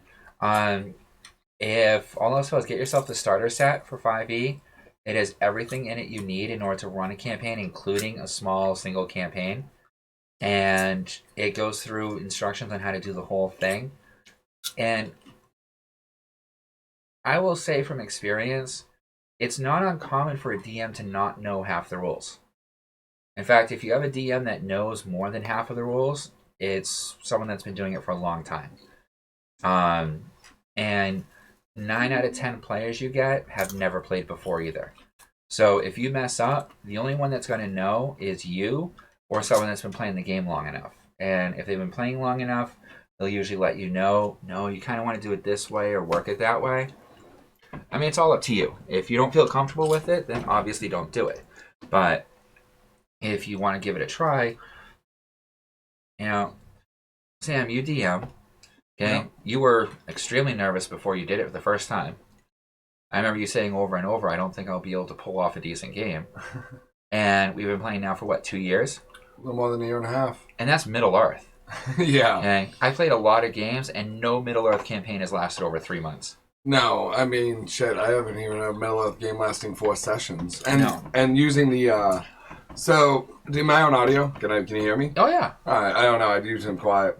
I do the Middle-earth role-playing system, which is MERPS, which is a system that was originally conceived as a D&D alternative in 1986, and then only ran until 1993, when the last boosted book was released. It was so broken. Now, mind you, I run a railroad. I have no secrets or qualms about that. But it's a entertaining story. I've been able to create my own little fellowship in Lord of the Rings because of my opportunity using the system. And I went for an easy way out. I'm not going to lie. I could have done D&D, but MERPS uses the D100 system. Yeah, the Rollmaster. Rollmaster. Excuse me. Yeah. But the Rollmaster system is simplified. And we use charts for all damage and everything, so there's no rolling. There's not a lot of rolling, honestly. But if you want to hear from a newbie DM, I DM'd when I was a teenager, but I'm 33 years old, so I haven't done it in years. A year and a half ago, when I decided to give it a shot, I pulled out all these old MERPS books. I got a bunch of sheets, and I made characters for everyone. Simplified it, started them off all at level, 5 or something. And honestly, it's so funny when you start out GMing, because in the Game Master system, it's GM, not DM, small difference. It's kind of funny to look back at it, because after the first session, I expected everyone just humored me. I mean, granted, a full group of 6 people showed. All my friends and family, Sean, my 2 brothers, my cousin, a couple of younger people. But lo and behold, after the first session, they all seemed to have a good time. And then the second session, third session, and our first campaign was 20 sessions. So pretty much 20 Saturdays in a row. Everyone met up, and I moved houses in that time. I've done a lot. But, you never know. The only real thing that a DM and GM needs is the people to show up and have a good time. And, you know, a year and a half later, 2 campaigns in, literally meeting most of the secondary characters of the trilogy. I mean, we've met Faramir, we've met Eowyn, the Rohan people, we've met a bunch of characters. You guys just, I believe in the session we had this last Saturday, you guys met the son of one of the dwarfs that was on the campaign with Bilbo. You know, I mean, I like to put, they've been through Rivendell, they've been in Gondor, they've been on Rohan, been in Minas Tirith, they've traveled the world, they have their own town. But, you know, it's, you don't have a lot of faith in yourself when you start. But then you realize as time goes on that the people keep coming back because they enjoy it. I mean, that's what I think is the true joy of tabletop, honestly, is that people get to escape into a character. And yeah, I mean, I simplified it pretty hell for them. I've asked them what they wanted and I made them the characters, but they all kind of embrace their characters, personalities, developed into relationships. It's a lot of growth, I guess, in a year and a half, honestly. But you know what? It's really how much effort you're going to put in. Yeah, I guess, to be honest, doing your first campaign was a lot of writing. I had a story, and, you know, I mean, honestly, the difference is that D&D players have a tendency to go left when they know they should go right, to say the least, or ignore breadcrumbs, or sometimes go out straight on murder hobo. Sometimes. Curtis. I wouldn't say Curtis. The entire party. The entire party more so than just Curtis. Curtis didn't do what he did to be a murder hobo. It was never about that. No. He did do it. He did it. Oh no, he did. It just wasn't for murder hobo purposes. You know, he didn't destroy the entire plane of existence because you had any issue with it. Well, you did have issue with it directly, but yeah, that wasn't the main reason why you did it. Collateral. All collateral. Because your party members were afraid they were going to die. Yeah. Only 2 of them had taken damage out of 7. Yeah. But, honestly, it's... Even though I run a railroad, and I don't deny that, the players do what I want them to do. I don't really give them much of a choice if I don't want it. But they even then still surprise me. They do things like knock on the doors of bandit camps, or go charging into military outposts and hope they don't get murdered. But at the end of the day, when I think of the MERPS game, I see happy people laughing and having fun. Sometimes randomly talking about murdering the party leader because they're all, for some reason, think that'll be an eventuality. But he's always to kill me. Yeah. You know, and it's fun for me because it's a simple system, but you know, I am gonna be done with it shortly. A couple more sessions and my second campaign will be done, and I mean, it's sad. The current 5e campaign's almost done too. That's why I'm going through this now. I'm putting this class up on stream here in hopes that some of my other players will read through it and listen to how I'm explaining it. In fact, I'm also going to edit this up into another copy to put up on my YouTube channel for a breakdown and see if anyone comments on that, to see if I get any feedback. It's been a long time since I put this much work into actually creating a class. Usually I just take a class that we currently have and modify it slightly to fit, like a certain person's rogue. Yeah. Yeah, I love it. My character, the most honest, fair, respectful, non-thieving rogue in history. Oh yeah, just, you know, wiped out 2.3 million people on the plane though, but still. It's only slightly evil. Very lawful. Alright, so, yeah, back to this whole thing too. So, Sky was the one mostly interested in the summoning. So, teleport, the range is sight, cost of 1 spell point per cast, where you can teleport yourself or an object you can see, 1 cubic foot per 3 levels, to a location within sight. Summon, which is you can cast self or for 1 spell point per cast, and it summons to your side 1 willing object or creature you are familiar with. Still remains within the... Actually, I gotta add that off. Over 1 cubic foot per 3 levels. Object. Nothing's perfect. We fix things as we go. Save. Alright. Creature you're familiar with. And then portal, One spell point per cast can last up to 10 minutes. We can create a portal between two locations within sight, up to a 2-foot radius per 3 levels. Okay. So, if any of you watch like Black Clover, you'll know that the portaling technique that he uses to jump from one spot to another, it's kind of like that. Or if you ever played Portal, that game basically. So that one can get OP pretty quick, depending if you're smart enough to use it right.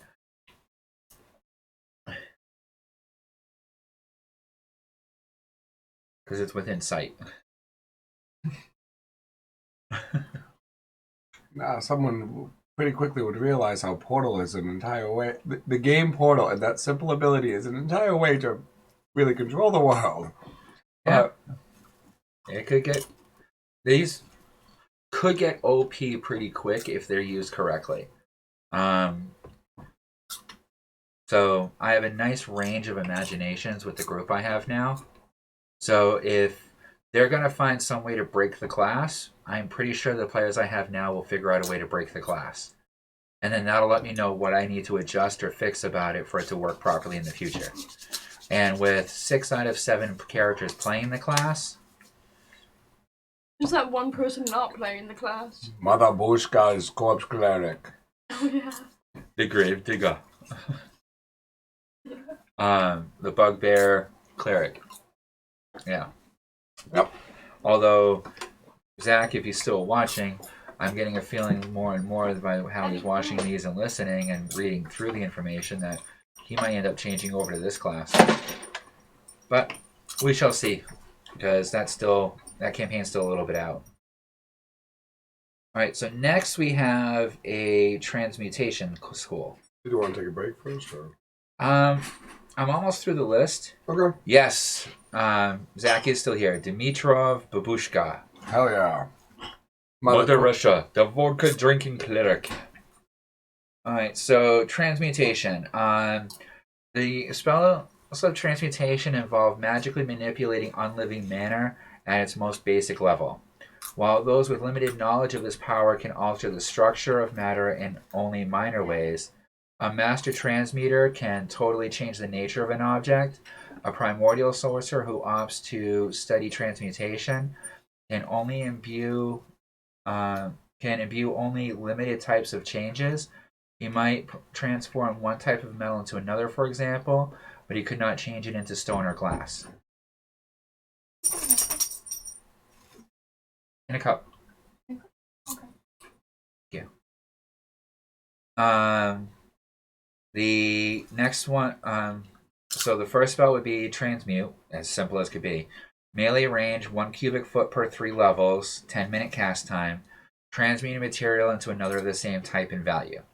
So if you were doing like a cubic foot of iron, for example, and you wanted to transmute to another metal, like say gold, okay, it's going to transmute into the same cash value worth of gold, so it's going to be a much smaller cube when you're done.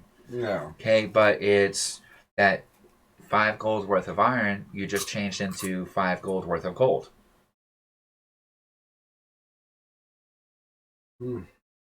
Okay.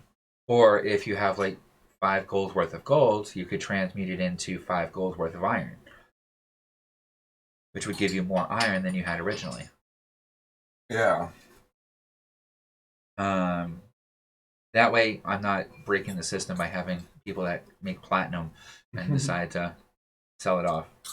No. And then elemental diversity would be the next one. Self, 10-minute duration. Gain elemental and magic resistance. So you take half damage from anything magical or elemental. Okay. Gain +1 to AC. And you pick one element. Damage of that element now heals instead of doing damage. Okay, and for 1 spell point, you can deal D6 on touch of selected element type. So if you selected, like, say, poison, okay? So now anytime you take poison damage, you now heal from that instead. And anytime you touch someone, you can do poison damage for a spell point. Which one's for this one? That would be elemental diversity. Okay. There's a chance that my I'll read character's it gonna again. go for that. I'll read it again. Transmutation. Okay, actually, it's would kind of work for you. Nature is the next one. That one's mostly you. Yeah. So elemental diversity, self, 10-minute duration, gain elemental and magic resistance, gain +1 AC. Pick one element, and now that element or type of damage now heals you instead of damaging you. And for a spell point, you can deal D6 on touch of that selected type. Okay. And then you have the other form, alter form, self, 10-minute cast. Change your physical form into a creature of same type, same size that you are familiar with. Add a spell point to cast it on another target, or add +1 to their ability score of choice until next rest. Limit 1 per day per person per 3 levels. So you could touch someone and add 1 to their constitution, for example. So they get a +1 to their constitution base roll. If it was enough to bring them up to the next modifier, then they get that bonus to all their modifiers and so forth. So you can actually make someone stronger or more dexterous or smarter for a little while. Pretty cool. I'm trying to do each of these so that not only do they work with the physical world around you, but also with the living matter around you. Which was what I had the most difficulty with on the wording in order to try and make it work. Next, we have nature and mentalism and divination. Those are the last 3 on the list. After I go through these, I'm going to take a quick smoke break. So, nature. This is one that you're interested in, Fee. Yes. Those with access to the powers of nature, not animism. That was the original school. But animism just didn't fit the name. Can commune with any living thing. Okay? By harnessing these forces, you know what?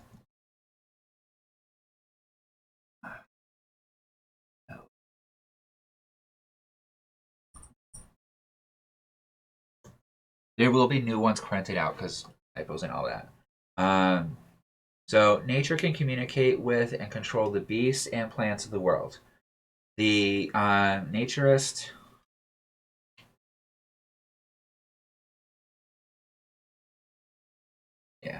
can affect only natural creatures and plants, not those with magical powers, or like from the Fey realm, Shadow realm, aberration, stuff like that. Okay, unless you work on that later on. In addition, creatures with intelligence scores of more than 4 are immune to the magic of the sphere. Okay, unless you change that later on through your personal progression and growth. So the first one you get is Wild Growth. 30-foot range, 10-minute cast time. Target creature increases 1 size for 1 hour. Target plant will grow to double their normal size. And you can add a spell point for instant cast. Okay. Then the second one is Nature's Bounty. Cast it on the self, lasts 10 minutes. You gain the ability to speak with plants and animals. +1 to your AC. Resist nature damage. Able to sense all living things within 30 feet per 3 levels. And you heal from poison damage. And you regenerate 1 hit point per level. What's per this round. one? In nature, that would be Nature's Bounty. I'm gonna pick the nature one. Okay, and then you have Nature's Balance. Oh. Nature's Balance, 30-foot range. Transfer the energies of nature from one living thing to another. So you can either A, transfer D6 hit points or 1 spell point from self to target. Okay, B, drain D6 hit points or 1 spell point from target to self. C, purify poison for 1 cubic foot area per 3 levels. Okay. Purify / poison, sorry. 1 cubic foot area per 3 levels. Okay, within that 30-foot range. And then it does D6 poison damage or healing. Everything within that range. So, yeah, it gives you a heal and damage in the same kind of thing, depending on how you want to do it. You know, many people are going to say that this is like druidic, which it kind of closely is, but it's more the roots of druidic instead of the arcane nature that it's taken over since. Yeah. Okay. Then we get into mentalism, which is the one that you were interested in, Sam. Yep. Okay, so among the most interesting aspects of mysticism is the skill of mentalism, as many people call it telepathy. So the first spell you could choose is telepathy, range 30 foot, target save versus intelligence, where you can communicate with the target in sight and read the target's thoughts. Add 1 spell point to either if A, inflict d6 psychic damage on target, B, interrogate, which means you may ask one question that the target must tell the truth for, or C, cloud mind. Target will ignore the existence of the caster or chosen object or event. That, like I've said before, is based on Doctor Who, where they do the field of basically not noticing quite often. I also see it as the shadow. Yeah, shadow too. It's invisibility, but instead of actually being physically invisible, You're just blotting out your existence in people's minds. yeah, people just don't notice you. All right, so that's telepathy. Telekinesis, which is the second part, would be range of 30 foot, able to move an object less than 5 pounds per level with your mind. And you use intelligence for checks on that. Okay. It's super simple because that one can go so many different ways, depending on how you use it later on. And then with that too, you can add a spell point for either a telekinetic push to do d6 force damage, telekinetic crush, d6 crushing damage for a 1 foot cube, or a telekinetic shield that absorbs d6 damage taken until end of next turn. Just to kind of give you an ideas of different ways telekinesis could be used. And then open mind. This one's like my favorite one of mentalism. Self lasts 10 minutes. Gain +1 per 4 levels to rolls for intelligence, wisdom, or charisma. Okay. Advantage on saving throws. Immune to charm and domination type effects. Gain advantage on attacks. You have advantage on every attack you do at that point. Okay? Because you're open to the world around you, and you can sense even what they're going to do before they do. It's right on the board of divination. And you can add 1 spell point where it's active to either reroll 1 die, like a luck roll. Yeah. You can charm, intimidate, or cast suggestion on 1 target, save versus their wisdom. I figured that was the easiest way to say that you basically override a person's thoughts and make them think what you want them to think. Because those are the spells that everybody basically knows for it. Yeah. Or C, you could fear the target, which is a wisdom save. Or D, which is d6 psychic touch damage. These are all things you can do basically at will as an action while you have it active. And then last, we have divination. Divination is the most widely practiced form of magic on Kryn, where I stole this from. Through the use of primordial power, a diviner attempts to gain information about the world around them. A spell of divination might allow him to see magical ores, or to note the presence of a trap in an otherwise harmless-looking hallway. It even offers glimpses into the past and future. Alright. Just curious, would it be possible to use telepathy to, example, get more melee range by moving a knife with mind? Yes. You could use your telepathy to control a knife in midair to even have basically a animated sword flying around and attacking people. So you don't even have to attack with your hand, you can attack with your mind. Or think of it like the Jedi. They pick up a rock and chuck it at someone, like a ballista or a piece of equipment. It's all in how you use it. That's why I left these as open-ended as they could, so the more you can imagine or think about how this could be affected, the more options you have. So with divination, you can scry, which will gain either advantage on your next roll, or gain advantage to be used within 10 minutes. Okay. At higher level, you'll be able to scry on other stuff, but that was the basic for it. True sight, on 10 minutes, you gain advantage on perception. You're able to see invisible, illusion, and magic items. +1 spell point to know information on a target, or +1 spell point to view known location or person. So it kind of gives you that extra sight. And then Spirit Guide, where you can ask a question of a spirit near you and hear the answer, For 1 spell point, you can send the spirit to gain specific information or send a message to one person. So I was figuring divination more like the whole like medium kind of thing. They can talk to spirits in order to gain information, or they have like that scrying ability where they can just feel what's about to happen, or true sight where they can do remote viewing and shit like that. So, what do you guys think? I like it. I like it too. I mean, with me, it's definitely mentalism and enchantment. That'd be my set. I mean, I think that Sky with a couple of them seemed very fitting. I mean, I'd go for the nature and the poison one. Well, the nature is the poison one. Oh, okay. I mean, I thought, what's the other one I thought for you? For your snake person?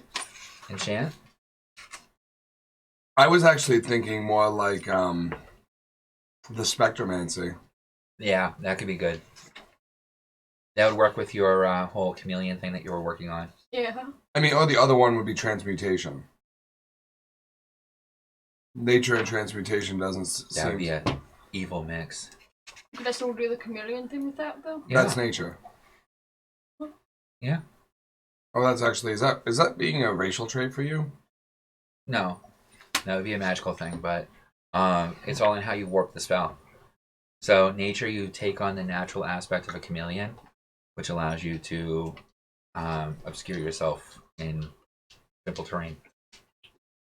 Alright, so I'm going to take a slight break here. We'll be back in a few moments. Yes.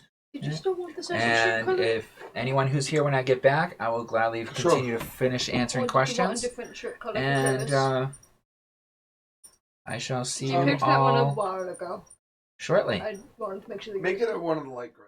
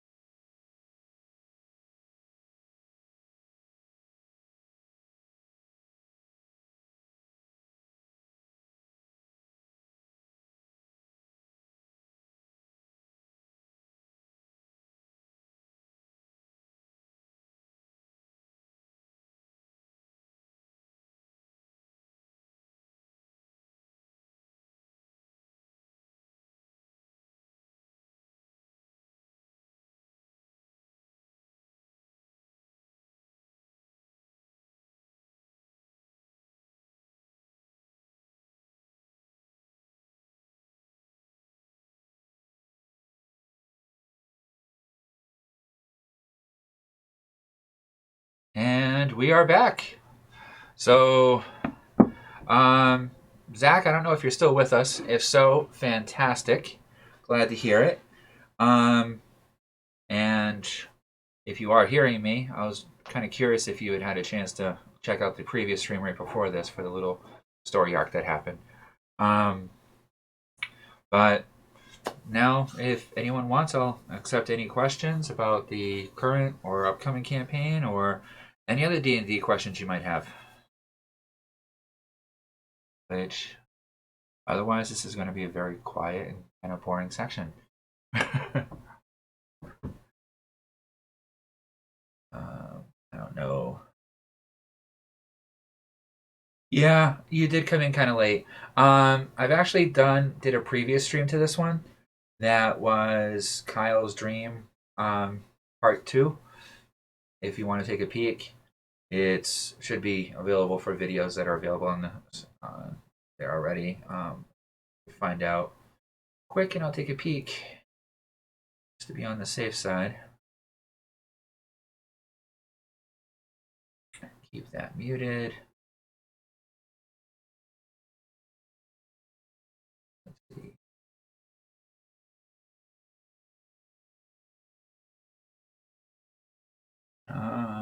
Yeah, Reclaimers 8.x Kyle's Dream. Okay. Yeah, it'll give you a little bit of information to make sense out of what'll happen with Wednesday's game. Thanks to you guys choosing the path that you did, I had to put a lot of thought into where the game's going now, and I finally got the inspiration to figure out the missing component to get us to move forward. So we shall see how that all works out. There we go. Take that off the screen for everyone. But I still can't believe how you got arrested, man. That was your are you sure you want to do this moment? Your first one. And honestly, I can't even say it was your fault.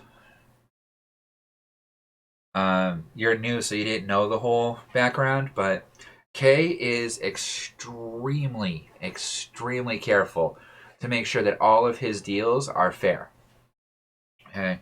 And that's because he is so much into the keeping the balance of everything.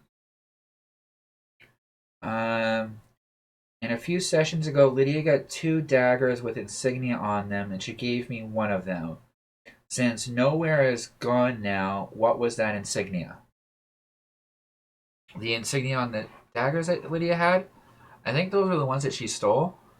No, I think those were those from the priests up north. It was their symbol, the fairy.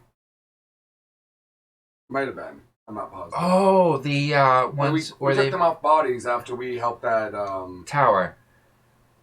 Was it the tower or was it the caravan, the 2 ships, when we helped out Jake's Merc guy for like 10 minutes? I honestly don't know. At least my "Are you sure" moment didn't risk killing the party. Oh, at least my "Are you sure" moment didn't risk killing the party. Actually, it might have been Caravan. Yeah, it was the Caravan, I think. Okay, if it was the Caravan, then it's just a family insignia. It doesn't actually mean anything now because the family is now dead. Usually if I say insignia, unless I tell you what type of insignia it is, it's just some random insignia that I probably will never end up using again. But no, your "Are you sure" moment actually almost completely decimated the party. Kay is at that point now where there's a lot of crap going on that he has to deal with, and none of it is stuff that he expected to have to deal with.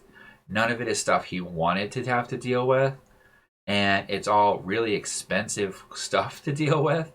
So yeah, he's not happy, not in the least. And there was a roll to determine if Kay was polite and decided to, just figure all right, Claymore's had a rough day. He hasn't really been with us for long, so he probably doesn't really understand what's going on. So I'll just kind of take it as a joke and let him off. The other way to take it was, all right, I'm done with this shit. I was nice. I didn't destroy you all for destroying a plane. I left your building intact and sent you off to a prime material plane.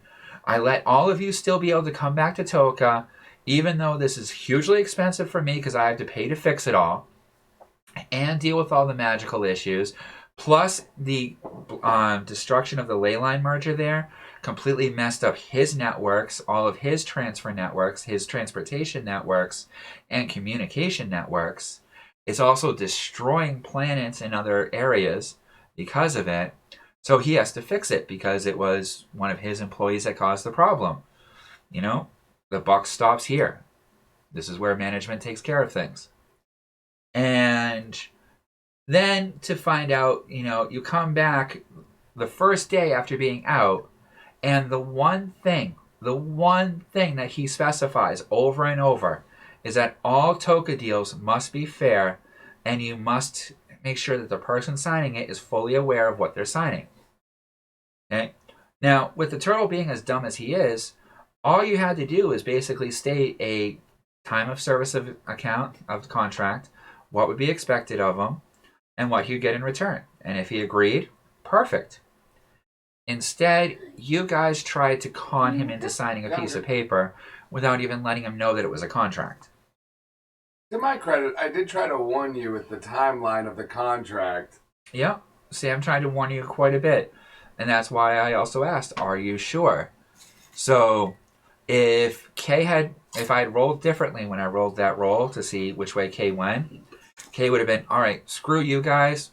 Anyone affiliated with the Reclaimers is now banished from Toka, taken off the network.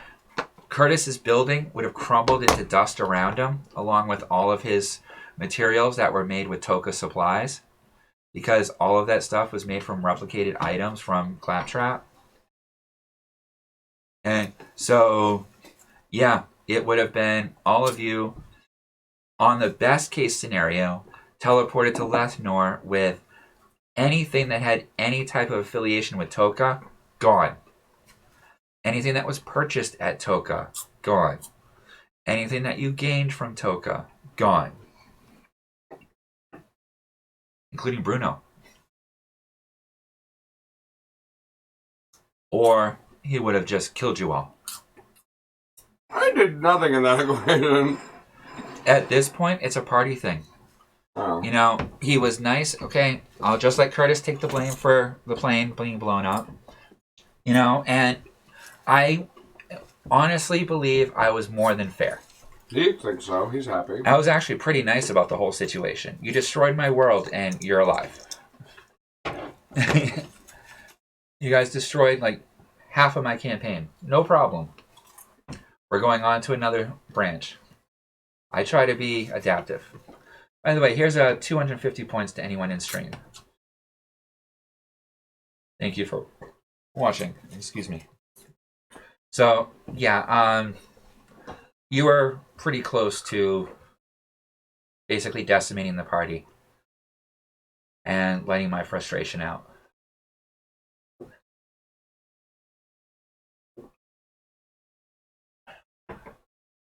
But yeah, definitely watch the Kyle's Dream thing. And it'll give you a bit of an insight to future storyline.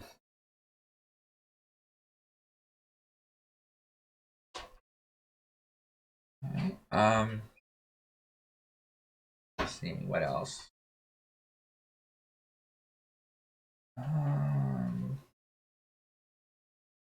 Okay. Let me think. Anything else going on?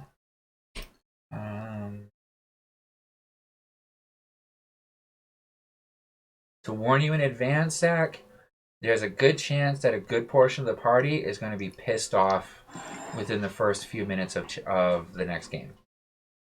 Just to give you an FYI warning. And I will tell you now, because you're here in chat, that it's not your fault in the least. You didn't do anything wrong more than you've already been talked to about. In fact, honestly, what's going to happen is not because of any one particular person in the group at all. It's simply because of group decision. This is okay. Yeah, I was actually going to ask you if you hand me mine, I'll pack something. I don't have much, but I'll pack something. Yeah.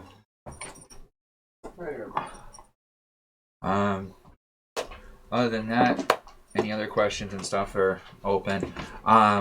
Also, I didn't really have a chance to talk to you all about it, but I updated quite a few things on the chat.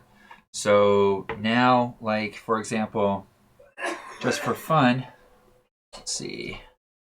Game, ask, GM. Hello. Okay. And now, see? You can successfully redeem it, and that actually works with the I point total of your total. If, Zach, if you do the I points now, you can actually see how many coin you have and the different options. So, like, for example, if you type in information on one of them, like if you're thinking about giving advantage to someone, you type in advantage, okay, then it'll tell you for 500k cash, you can give advantage to the player of your choice on their next roll, use, and that's how you do it. And yeah, so as you can see, you have 8,377k points, which you may use to give bless, curse, advantage, disadvantage, or other effects. So I listed out the bless, curse, and you just type in the word for each of them or one of them, and it'll tell you how to redeem it. And then when it redeems, or when you put it through and I accept it, then a little blurb comes up to show everyone. So that's kind of fun. Like if I was to redeem advantage for Zach, okay, it comes up in chat saying about it. I can redeem it. Having this is good because sometimes Streamlabs wasn't. Streamlabs is separate from the CloudBot that you're doing this through now. So there are actually two different chats. So see, a little blur comes up on the video even for it now. So you can actually purchase it through either means. You can go to the Streamlabs and purchase it through there for the points that you're getting from that. But you're also getting points from the main stream, which allow you to buy it through my store on CloudBot, which I kind of like better because doing it that way also means that if I ever put merch on there, you'll be able to buy stuff the same way. Also, you'll be able to actually transfer like bits into loyalty points. So I can actually make a little bit of cash once I'm actually affiliated. There you go.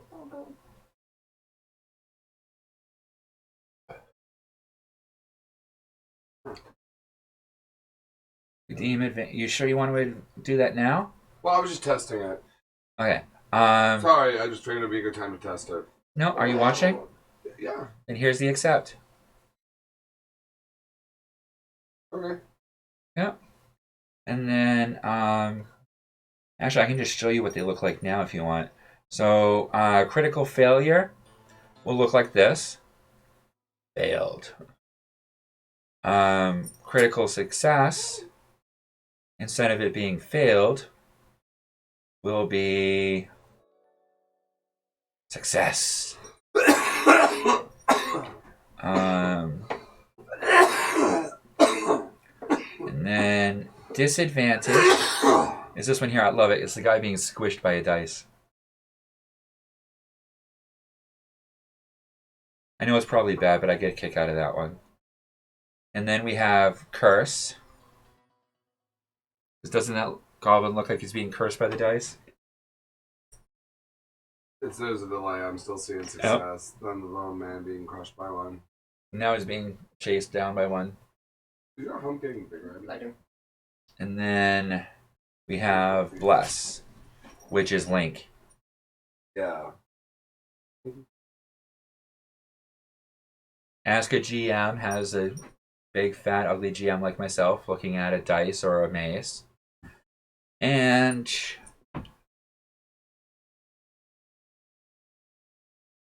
team. Blue. Oops.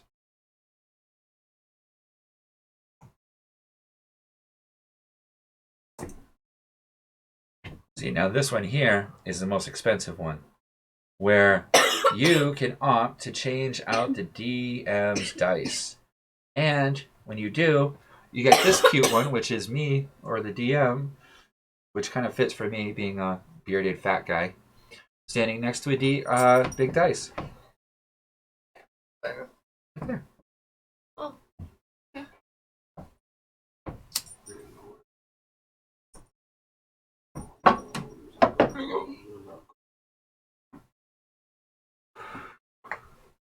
So, just like you guys asked for, if you request it, I will do my best to make it happen. And Dadpool TV, who I've been talking with, another channel, which I think I'm going to have to... Oh, he hosted me last night. So he showed me this Stream Avatars app that I could download and add. And I'm kind of debating on whether or not to do it. I'm probably going to wait a little bit on it right now for it.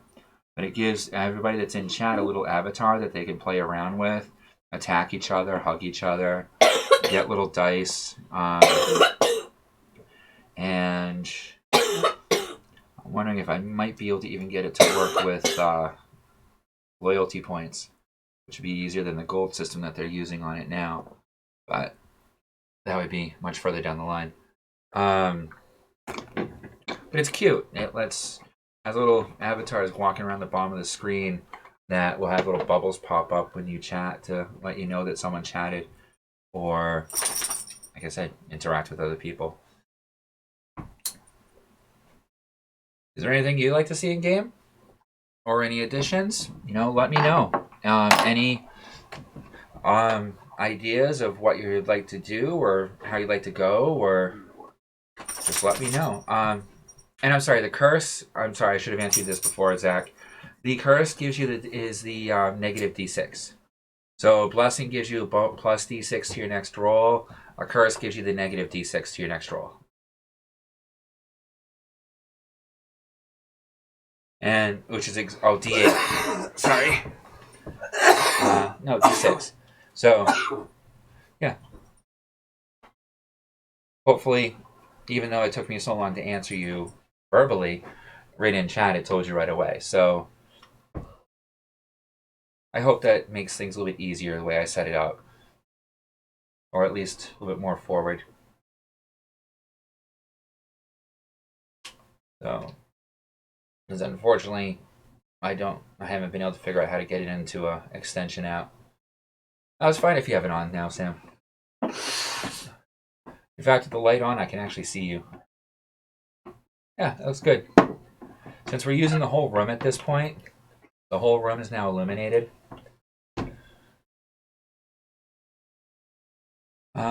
But otherwise, if there's nothing else that anyone really wants to know, or nothing else that anyone wants to ask, then, I can shut down the stream. Yeah, it does. Having in chat works smoother than Streamlabs sometimes. I completely agree.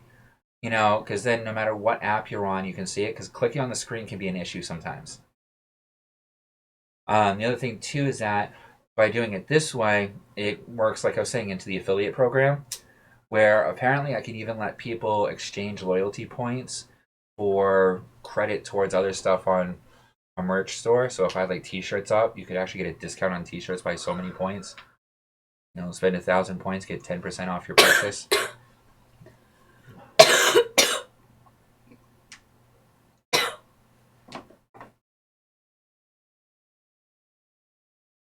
And I don't know. Yeah, I thought so. And I don't know if necessarily I should stay with this background. I like it, I really do. I like how everything pops out. It felt And more accurate to when we were actually part of K's.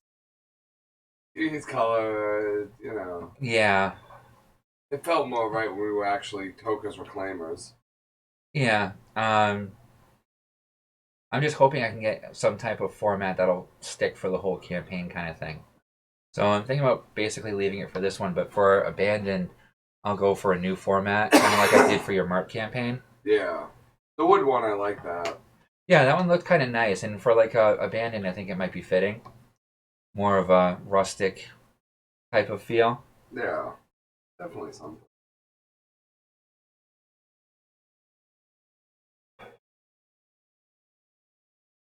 So, um, I'm still amazed at how well dash cams are working for this.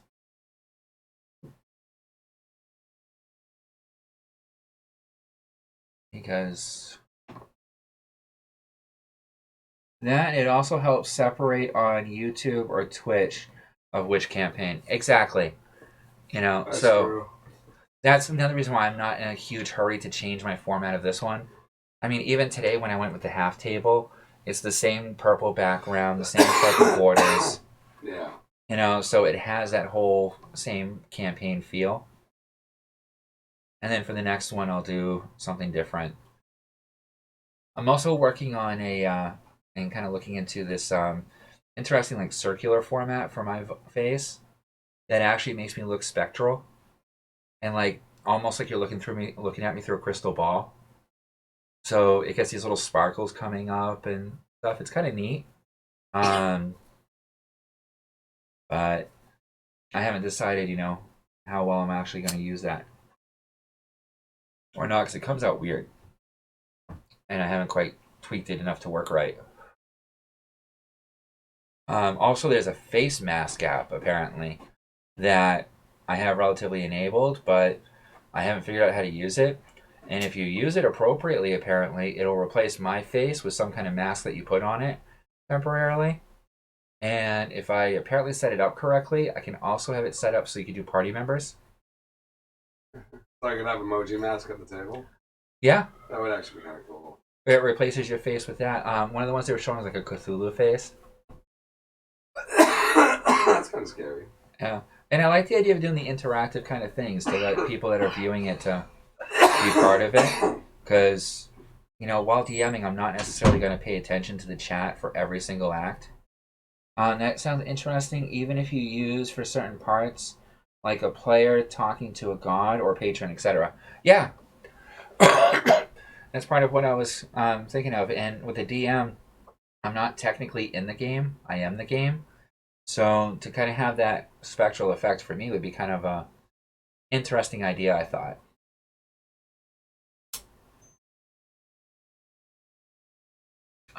Otherwise, I'm also working and thinking on that whole theme song thing.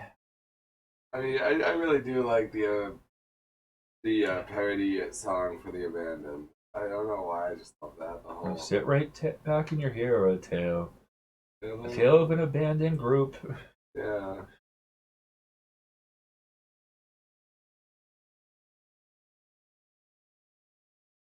Started from this Toka port aboard this not so tiny ship. Yeah, right.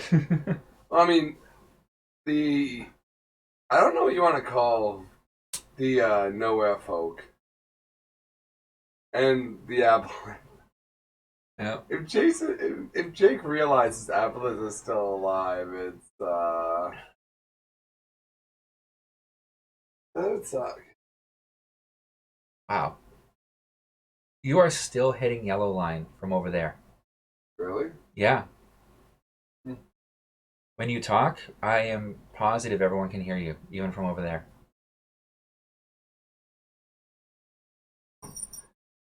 Our gopher ran away. Yeah. Oh. Um. So yeah, watch the other stream and you'll find out some interesting stuff about Jake's patron, and Cynthia, and Kyle, and many others. It also gives you warning for what's happening Wednesday, so you don't freak out. It's that when people start blaming you for it, which unfortunately might happen, and I apologize in advance, Zach. I was kind of surprised at first how well dash cams worked for this. I know, huh? It's the major thing that made me go with the dash cam, honestly, was the degree of vision. Most webcams only have a 70 to maybe 90 degree field of vision. The webcams actually have 120, okay, which obviously is much better. That's why you're getting a nice wide view that shows the entirety. Now, in relation, if I were to bring up the battle cam, okay, which is a, where'd it go? Oh, apparently I don't have it on here. So if I were to bring up the battle cam, which is simply a webcam, you can see that it's a very, very enclosed type of view of field of vision. If I adjust it, because it's already screwed up anyway, and like show,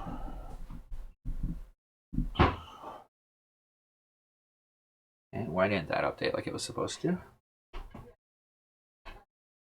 Yeah.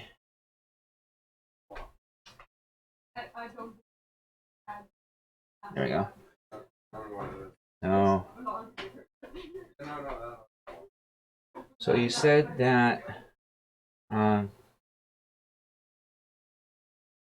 so if you take a look at the field of vision on this, it's like one desk, and that's actually not much further away than the other camera. So even doing the table, you can only see very little.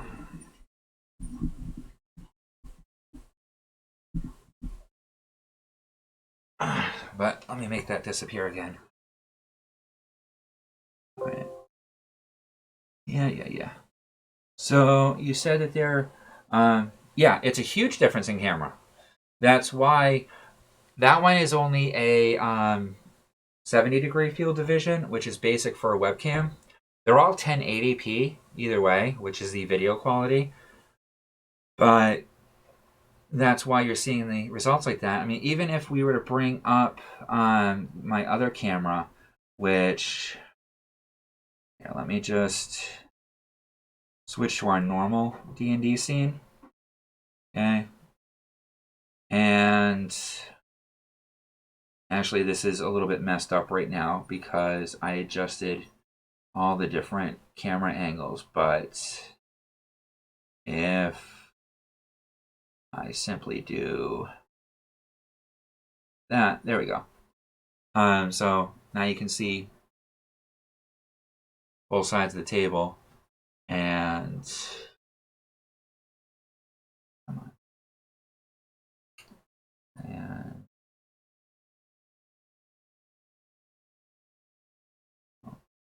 there we go. So see, there you have both sides of the table, and I cut off a good portion of the screen when I resized these in order to fit in. That's why you're seeing the difference between the angle from one camera when I have it cut for the block, like you see for the lower one here that Sam's in, or when I go to the half table, where I'm actually using the full scope of what the camera can do. And you can see the whole table here on one camera. It's just, if I did the whole camera, you're going to only see back of heads the whole time. So I have it adjusted on the screen when I do it, so that it cuts off the heads of the people that would be at the bottom of the screen where you see it now, which is over, like here. You see my hand. It also lets you know where I sit, and then you have.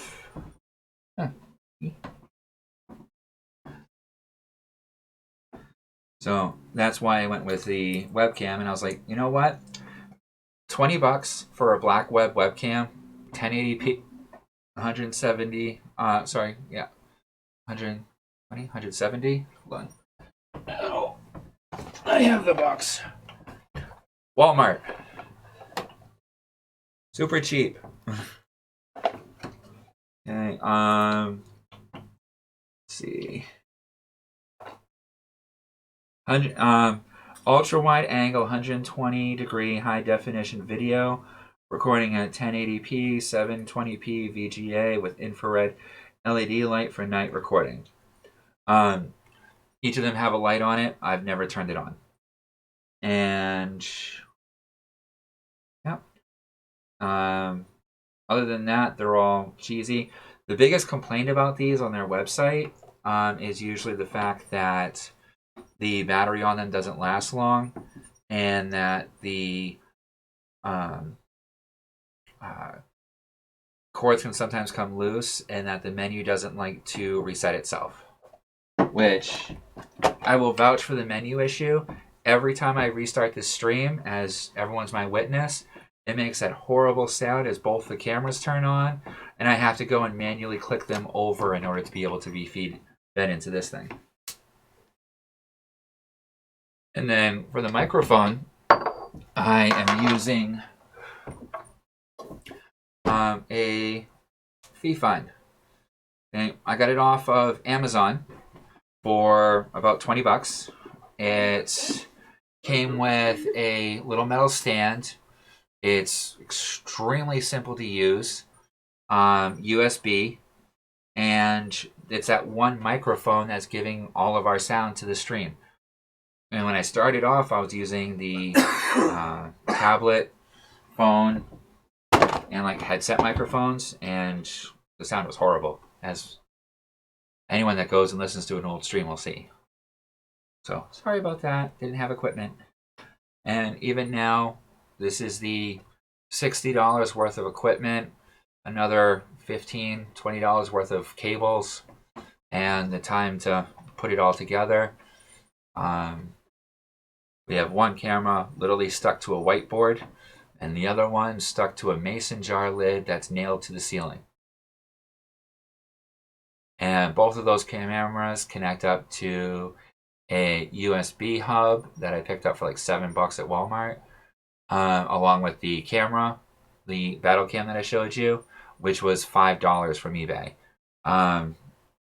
Or Amazon. I'm not sure where I picked that one up on, but I remember it was like $5. And then the microphone is actually, I have a kind of funny. I have a clamp to a beam on the ceiling that the microphone is tied to, hanging down, and the battle cam is also clipped to, and all the cabling is wrapped around and connected up to for the hub. Relatively small equipment cost, but everything looks and sounds crisp. Thank you. I'm proud of it myself. You know, especially when you start looking around at some of the other D&D stations. They have some great games out there, some great DMs, great players, when you can hear and understand them.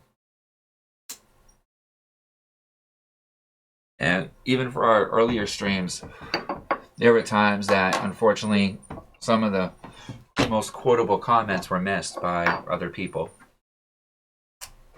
Simply because you couldn't hear it over everything else.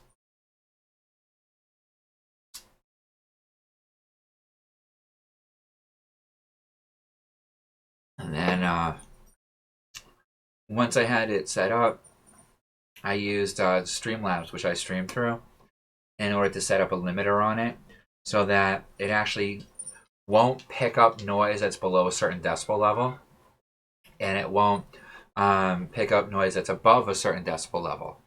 So that way, when people yell, which happens quite often at our table, you notice that you don't get that feedback squeal, where I go from talking normally like this to all of a sudden talking very loud and echoing.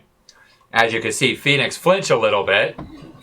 I don't like it when you use that loud voice. Okay, and it cuts off before you actually get that like feedback crispness of it. And then I also put a background sound suppressor on it and a condenser just to crispen it up a little bit. And I'm still not even completely happy with it because I haven't been able to find an equalizer that works on OBS correctly. to be able to raise up the bass of it and lower down the treble, because you're still getting a lot of that tinny sound, unfortunately. And that's because there's too much treble and not enough bass.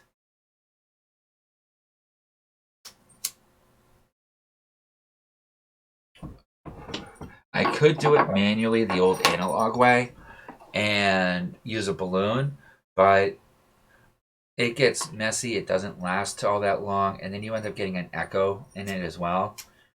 But unfortunately, that's about the only way I would know of otherwise, other than the equalizer.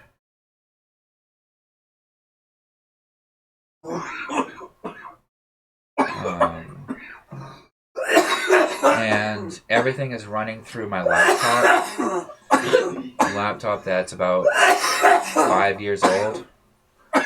It's a Asus generic gaming laptop from a while ago with NVIDIA GeForce GTX 670M 3 gig.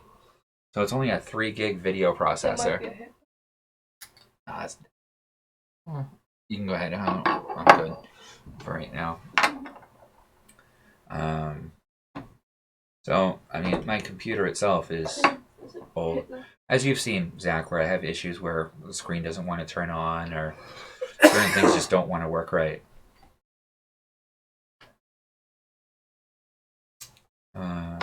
So, other than that, I'm not even really sure what to talk about anymore. Me and my dad are trying to learn all this kind of stuff because he wants to start a paranormal podcast. Well, dude, let me know. I will gladly come and talk with you. I know how to work a lot of this stuff. During high school and my after high school years, I spent quite a bit of time doing video and sound engineering. And for paranormal podcasting, I mean, if you're just doing a podcast, it's easy. And if it's just one person or a couple people, they're relatively easy. The hardest parts are probably going to be getting your lighting just right. And then depending on what type of format you want to stream it on. Currently, I'm streaming on Twitch, as you know, because it's a very nice open format to stream on. It's very simple. The OBS, Streamlabs OBS works great for it. It also has a nice bunch of add-ons and bonuses so I can get viewer involvement more.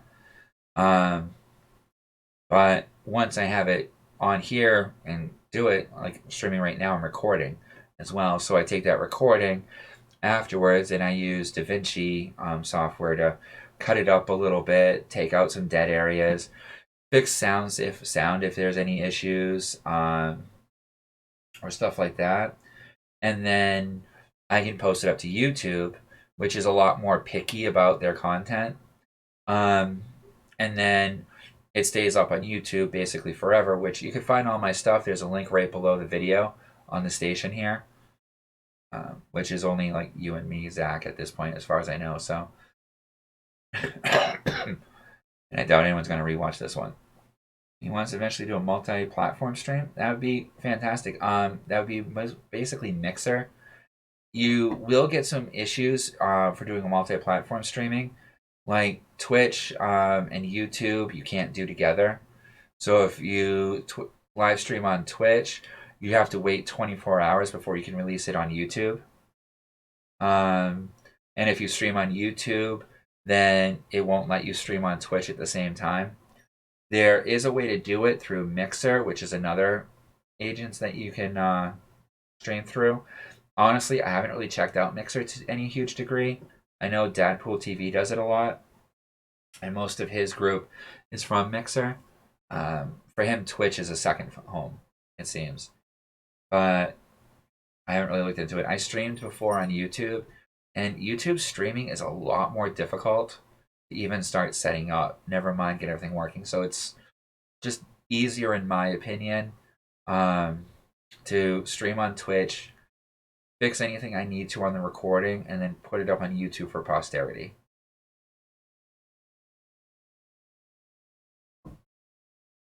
And so, other than that, that's about it. And honestly, I kind of doubt that these streams ever really going to take off or my channel's going to get big. No, I'm doing mostly this so we have it for posterity, and because it's kind of fun and I like playing around with it. And you know, nobody ever believes your D&D stories unless you can say, well, check out episode 8.x, and you will see the repercussions of what happened for the party members we don't know about that were AKA or partially or completely destroyed by the whole situation. Yeah, so depending on the format he wants to do, that's one of the biggest things. Before worrying about so much where you want to or what platform you want to stream on, first thing you want to do definitely would be to get Streamlabs OBS. It's free. I would recommend DaVinci, and it's DaVinci Resolve, which is also completely free, and it allows you to edit videos without a watermark, which most of the other free ones will watermark it for you, and you don't want that. And play around with it and your cameras and stuff beforehand, before you even do your first stream, so you know how it's going to look, how it's going to sound. As you've seen me do, Zach, at here, where I do a little recording sound to it, and tweak it that way. It's all personal preference.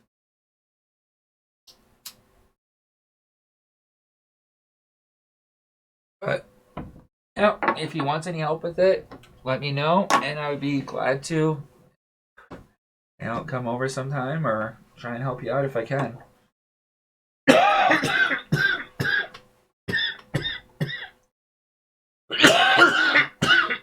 But I'll be honest, I'm a noob at this. Last time I really did video work was back when it was all analog.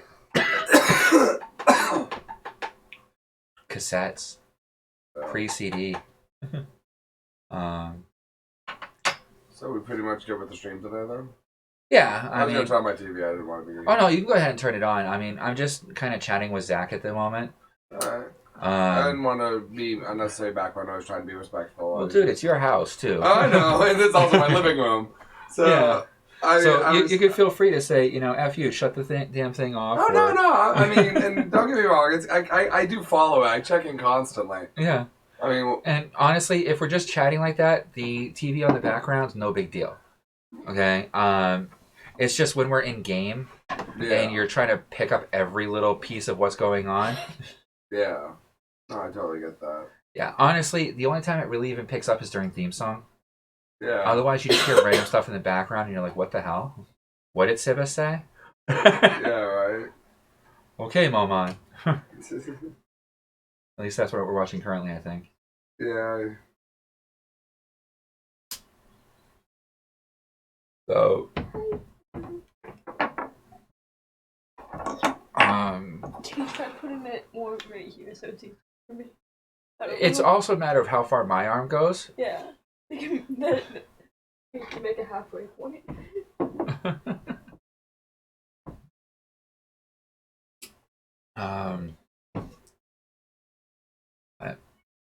Honestly, I'm actually surprised. Editing now and video stuff is so much easier with digital than it ever was with analog. It's all click, point, drag, little tweak here and there. Before it was, this little knob here, this little switch here, and you're basically going frame by frame, praying that the tape doesn't stretch while you're doing it. Anyone that did analog video editing understands, but no one modern would have any idea what I'm talking about.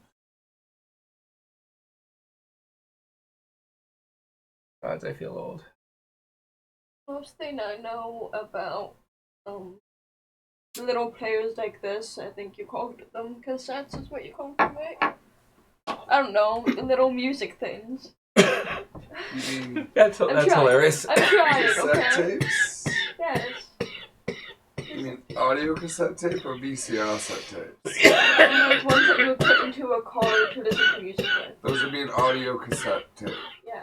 The most thing I know about them is that you need, like, if they have, like, that string coming out, or And that's the only way I can describe it, is that you could take a pencil and like use a pencil to fix it. That puts her ahead of most people.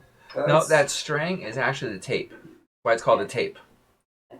And that string is actually a magnetic material that a magnet strip goes over it and rearranges the magnets in the strip, which makes the data that you're hearing. I thought your foot was actually like broken and you were just relaxed about it. No, I kind of. Then I looked closer. Yeah, that's kind of funny. So what she's saying is I kicked off my boot and it's like laying on the floor and my foot's in it still. So she thought it was actually my foot. Yeah, I think we're at the point of boring now. I should probably just shut it off. Oh, at this point, I kind of feel like we've chit-chatted. We've learned a lot of information with the Primal system and all that. Yeah, and I am looking forward to it. I just don't know where everyone's going to take it. I know where I'm gonna go, and I'm hoping. I think that Fee too. We kind of know where we're gonna go. You're gonna be the stealth ninja nature person. I'm going to be the telepathic Professor X adventurer. Yes. That's what you were saying. Yeah. Right? I'm not putting words in your mouth. I'm not trying to be that douchebag. I have my... not mine. I have the lighter. Yeah, that's actually my lighter. Yeah. Because I forgot my case today. Yeah, so... And it's funny, the only one that actually watched... Alright, I'm gonna go watch the other stream. That's perfectly fine. I'm actually thinking about posting that up onto YouTube on Wednesday. Like, right as I would normally have game. And then I gotta change the stream on this too to say that I'll probably be in here at like 5:30. So I will be late for Wednesday's game because A, it's my birthday. And so if anyone wants to bring cake, soda, or other munchies and stuff like that, that would be fantastic.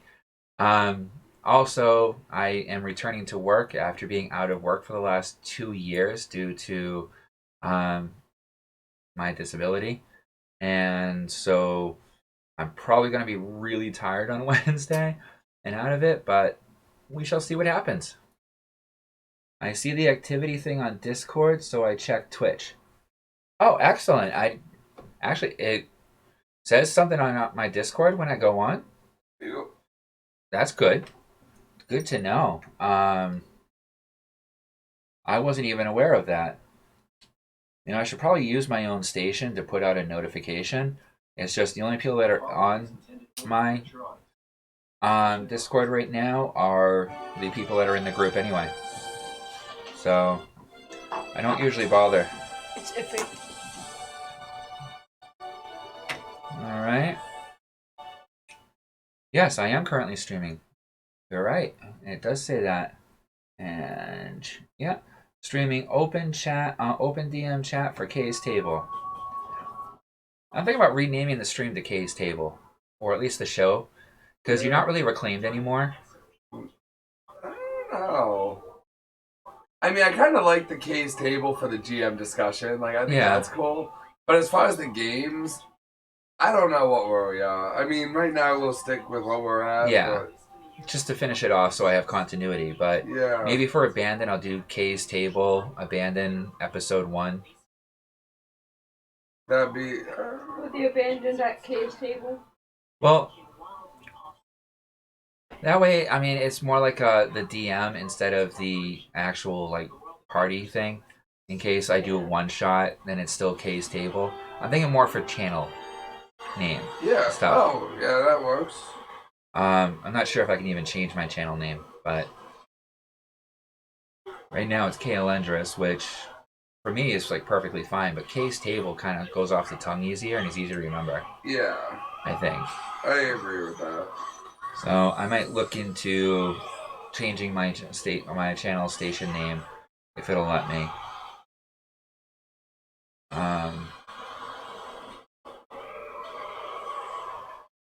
And YouTube maybe. YouTube is not really so much the user that comes up as, well, yeah, it is, but I don't know. No, I hear what you're saying, though. I mean, it might be easier to simplify your name for searching purposes and reference sake. K-A-E is easy. Yeah. K-A-E-L-L-Y-N-D-R-U-S is not quite. No, it's definitely not as easy. Yeah. But it is the name I use for a bunch of my stuff, so it's fitting. I believe. Other than that, I don't know. I think I'm running out of stuff to talk about, and I can actually watch anime from here, so that might not be the best thing to have on stream anymore. So I think I'm going to shut it off here. I thank everyone that came. In fact, as a little added thank you, anyone that's on stream by the time I hit this button will get another 400 points just for being here at the end of the stream. And there we go. So that should have gone out to everybody. Have a great night, and I hope to see you all Wednesday.